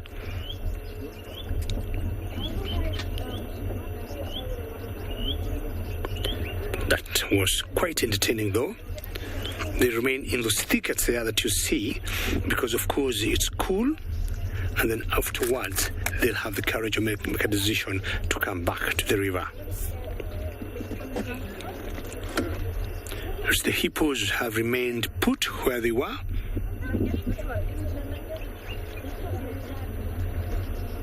basking out on the riverbank and enjoying the sunshine, being semi-aquatic animals.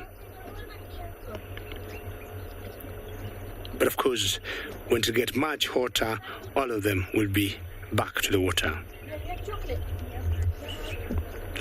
It's always very good to hear these zebras when they communicate, and more often than not, it will be the stallions or the males maybe trying to pass particular messages that you may never understand.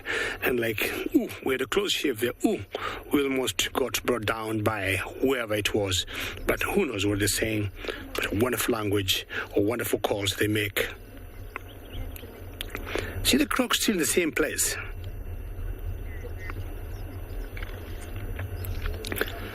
Again, I'm staying here, waiting to see what will happen.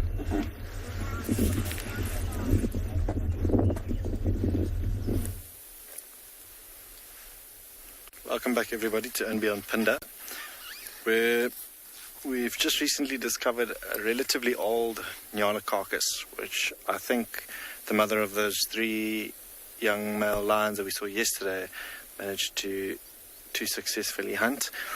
And there are a couple of vultures that have come down now. We initially saw a battalier, and these vultures must have seen them that have come down to investigate. They're all sort of hanging around this watering hole, which as we got here was like an oasis of animals. There were 2 rhino that were here, warthog that came down to wallow, warthog that were drinking. The one, caked itself in mud, and it had a bit of a itchy back, and just trying to get rid of that as it wallowed in the mud. Impala, zebra, and these vultures now, I think, just waiting. They might come, I think, when we move off to have a bit of a drink themselves. It is a really hot morning now, not much wind at all, but very busy bird-wise. For the first time now, I've just seen some orange-breasted waxbills come down to drink, and they are really pretty little birds. I'm hoping that while we sit here patiently, they might just make an appearance again. And if I show you here in the book, I'll show you what we've been looking at. Is that bird over there, the orange-breasted waxbill, a very, very pretty little bird that's come down to drink. And there are a lot of quelea as well now, but when the quelea take off, everything seems to take off, and that was the first time that I've seen that orange-breasted waxbill eat mostly seeds and insects. But have a look now, those vultures have come back, or out into the open, these white-backed vultures. And I was just chatting to Craig. Almost looked like that one was about to take off there. Just chatting to Craig behind the camera about it when they take off, because it takes a bit of effort.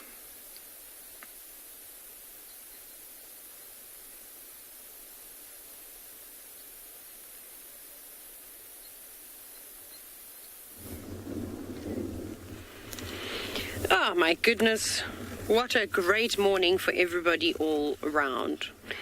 So elephants are having a good day. They're not completely covering themselves in mud and rolling around like they normally do. There's just sort of very gentle splashes of mud. You can see lots of safari vehicles coming to enjoy the spectacle with us, which is quite nice. See, we don't have anything quite as exciting as wildebeest migrating through massive river systems. Actually, it's quite nice to just see wildebeest every now and then. We've got a small herd on Impala Plains, but the thing that really gets me revved up is just seeing these elephants and seeing them in great numbers.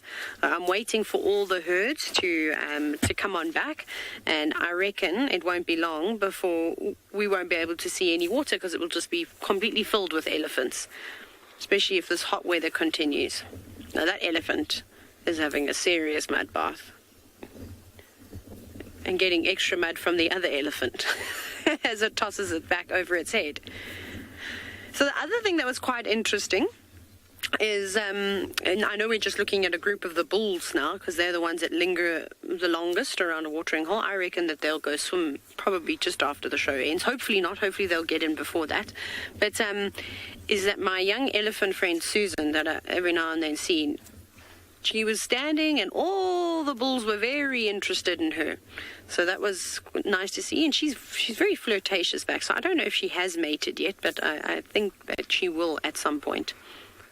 And then, Seb, can we look at this cow that's walking in? So this is the cow yesterday afternoon that Sebastian and I were talking about, and we think she is also going to give birth soon. She's so big, and her mammary glands are nice and full, and she's got a huge bulge from the side of her, and you can see that's her older calf there. That's probably around closer to 4 years old or so. It's actually quite big. I don't think it's going to have massive tusks. It's not a little elephant. So maybe 3.5, 4 years old, somewhere around there. But so that's about the right time. I suppose it varies slightly every 3 to 4 years or 4 to 5 years, maybe a bit more than that. You have to take into lots of different things into account, like has there been a drought, is there enough food available, and that type of thing. Otherwise, the gaps between, or the intervals between their calves could be a little bit longer. So another elephant to watch, and she's quite easy to identify because on her left tusk, we can't see it now, but there's a nice big notch, but she's also a really big girl.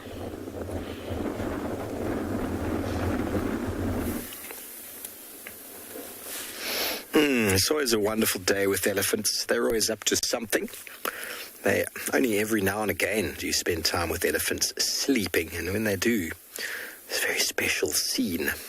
Here our whole buffalo herd has decided to lie down all over the place, so I don't want to disturb them by going any closer.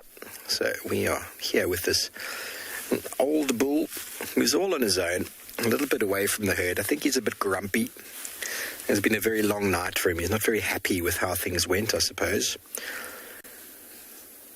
He's just tucked in a very small bit of shade.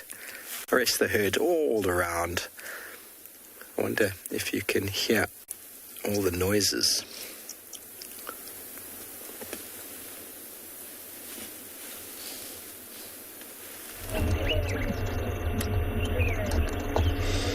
Well, we were very lucky to have seen what we saw before, and hopefully these animals are going to come back again.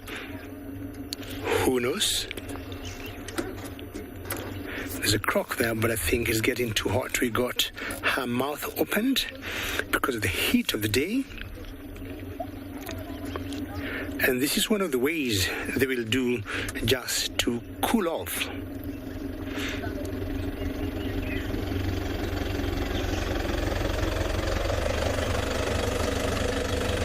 But now I would say crocs, when in the water, they are more stronger, much intelligent, and they do their stuff better than when they are outside the water. I mean, you see a croc body language in the water and outside the water, it's very different. So with a choice, they are able to deal with would-be predators or enemies that would come for them in the water than outside the water. Look at how she got her teeth hanging out. Mouth open just to help to cool off, and also how she blends in where she is at the moment. I would be surprised to see zebras coming there for a drink and even miss her. the teeth out there is one of the major differences between crocs and alligators. And we're trying to find out where those wildebeest were before. We'll just show you the routes were meant to come, but they're just somewhere in the thickets and not very far. We'll just show you. Those are just other nice people also enjoying the view of the Mara and waiting for crossing. That is where those zebras are, and as I told you, they were not going very far, and they're going to remain there until when they build enough courage to come and cross the river. Who knows? I think any day you're out in Africa on a safari is always a great day, and this morning is or has not been an exception.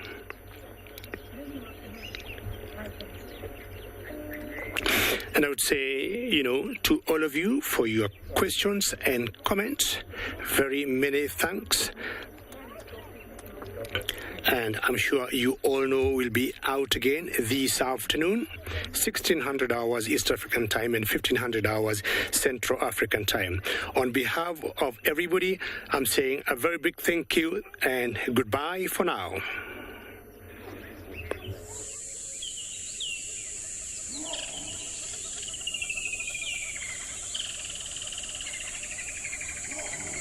Viewer discretion is advised.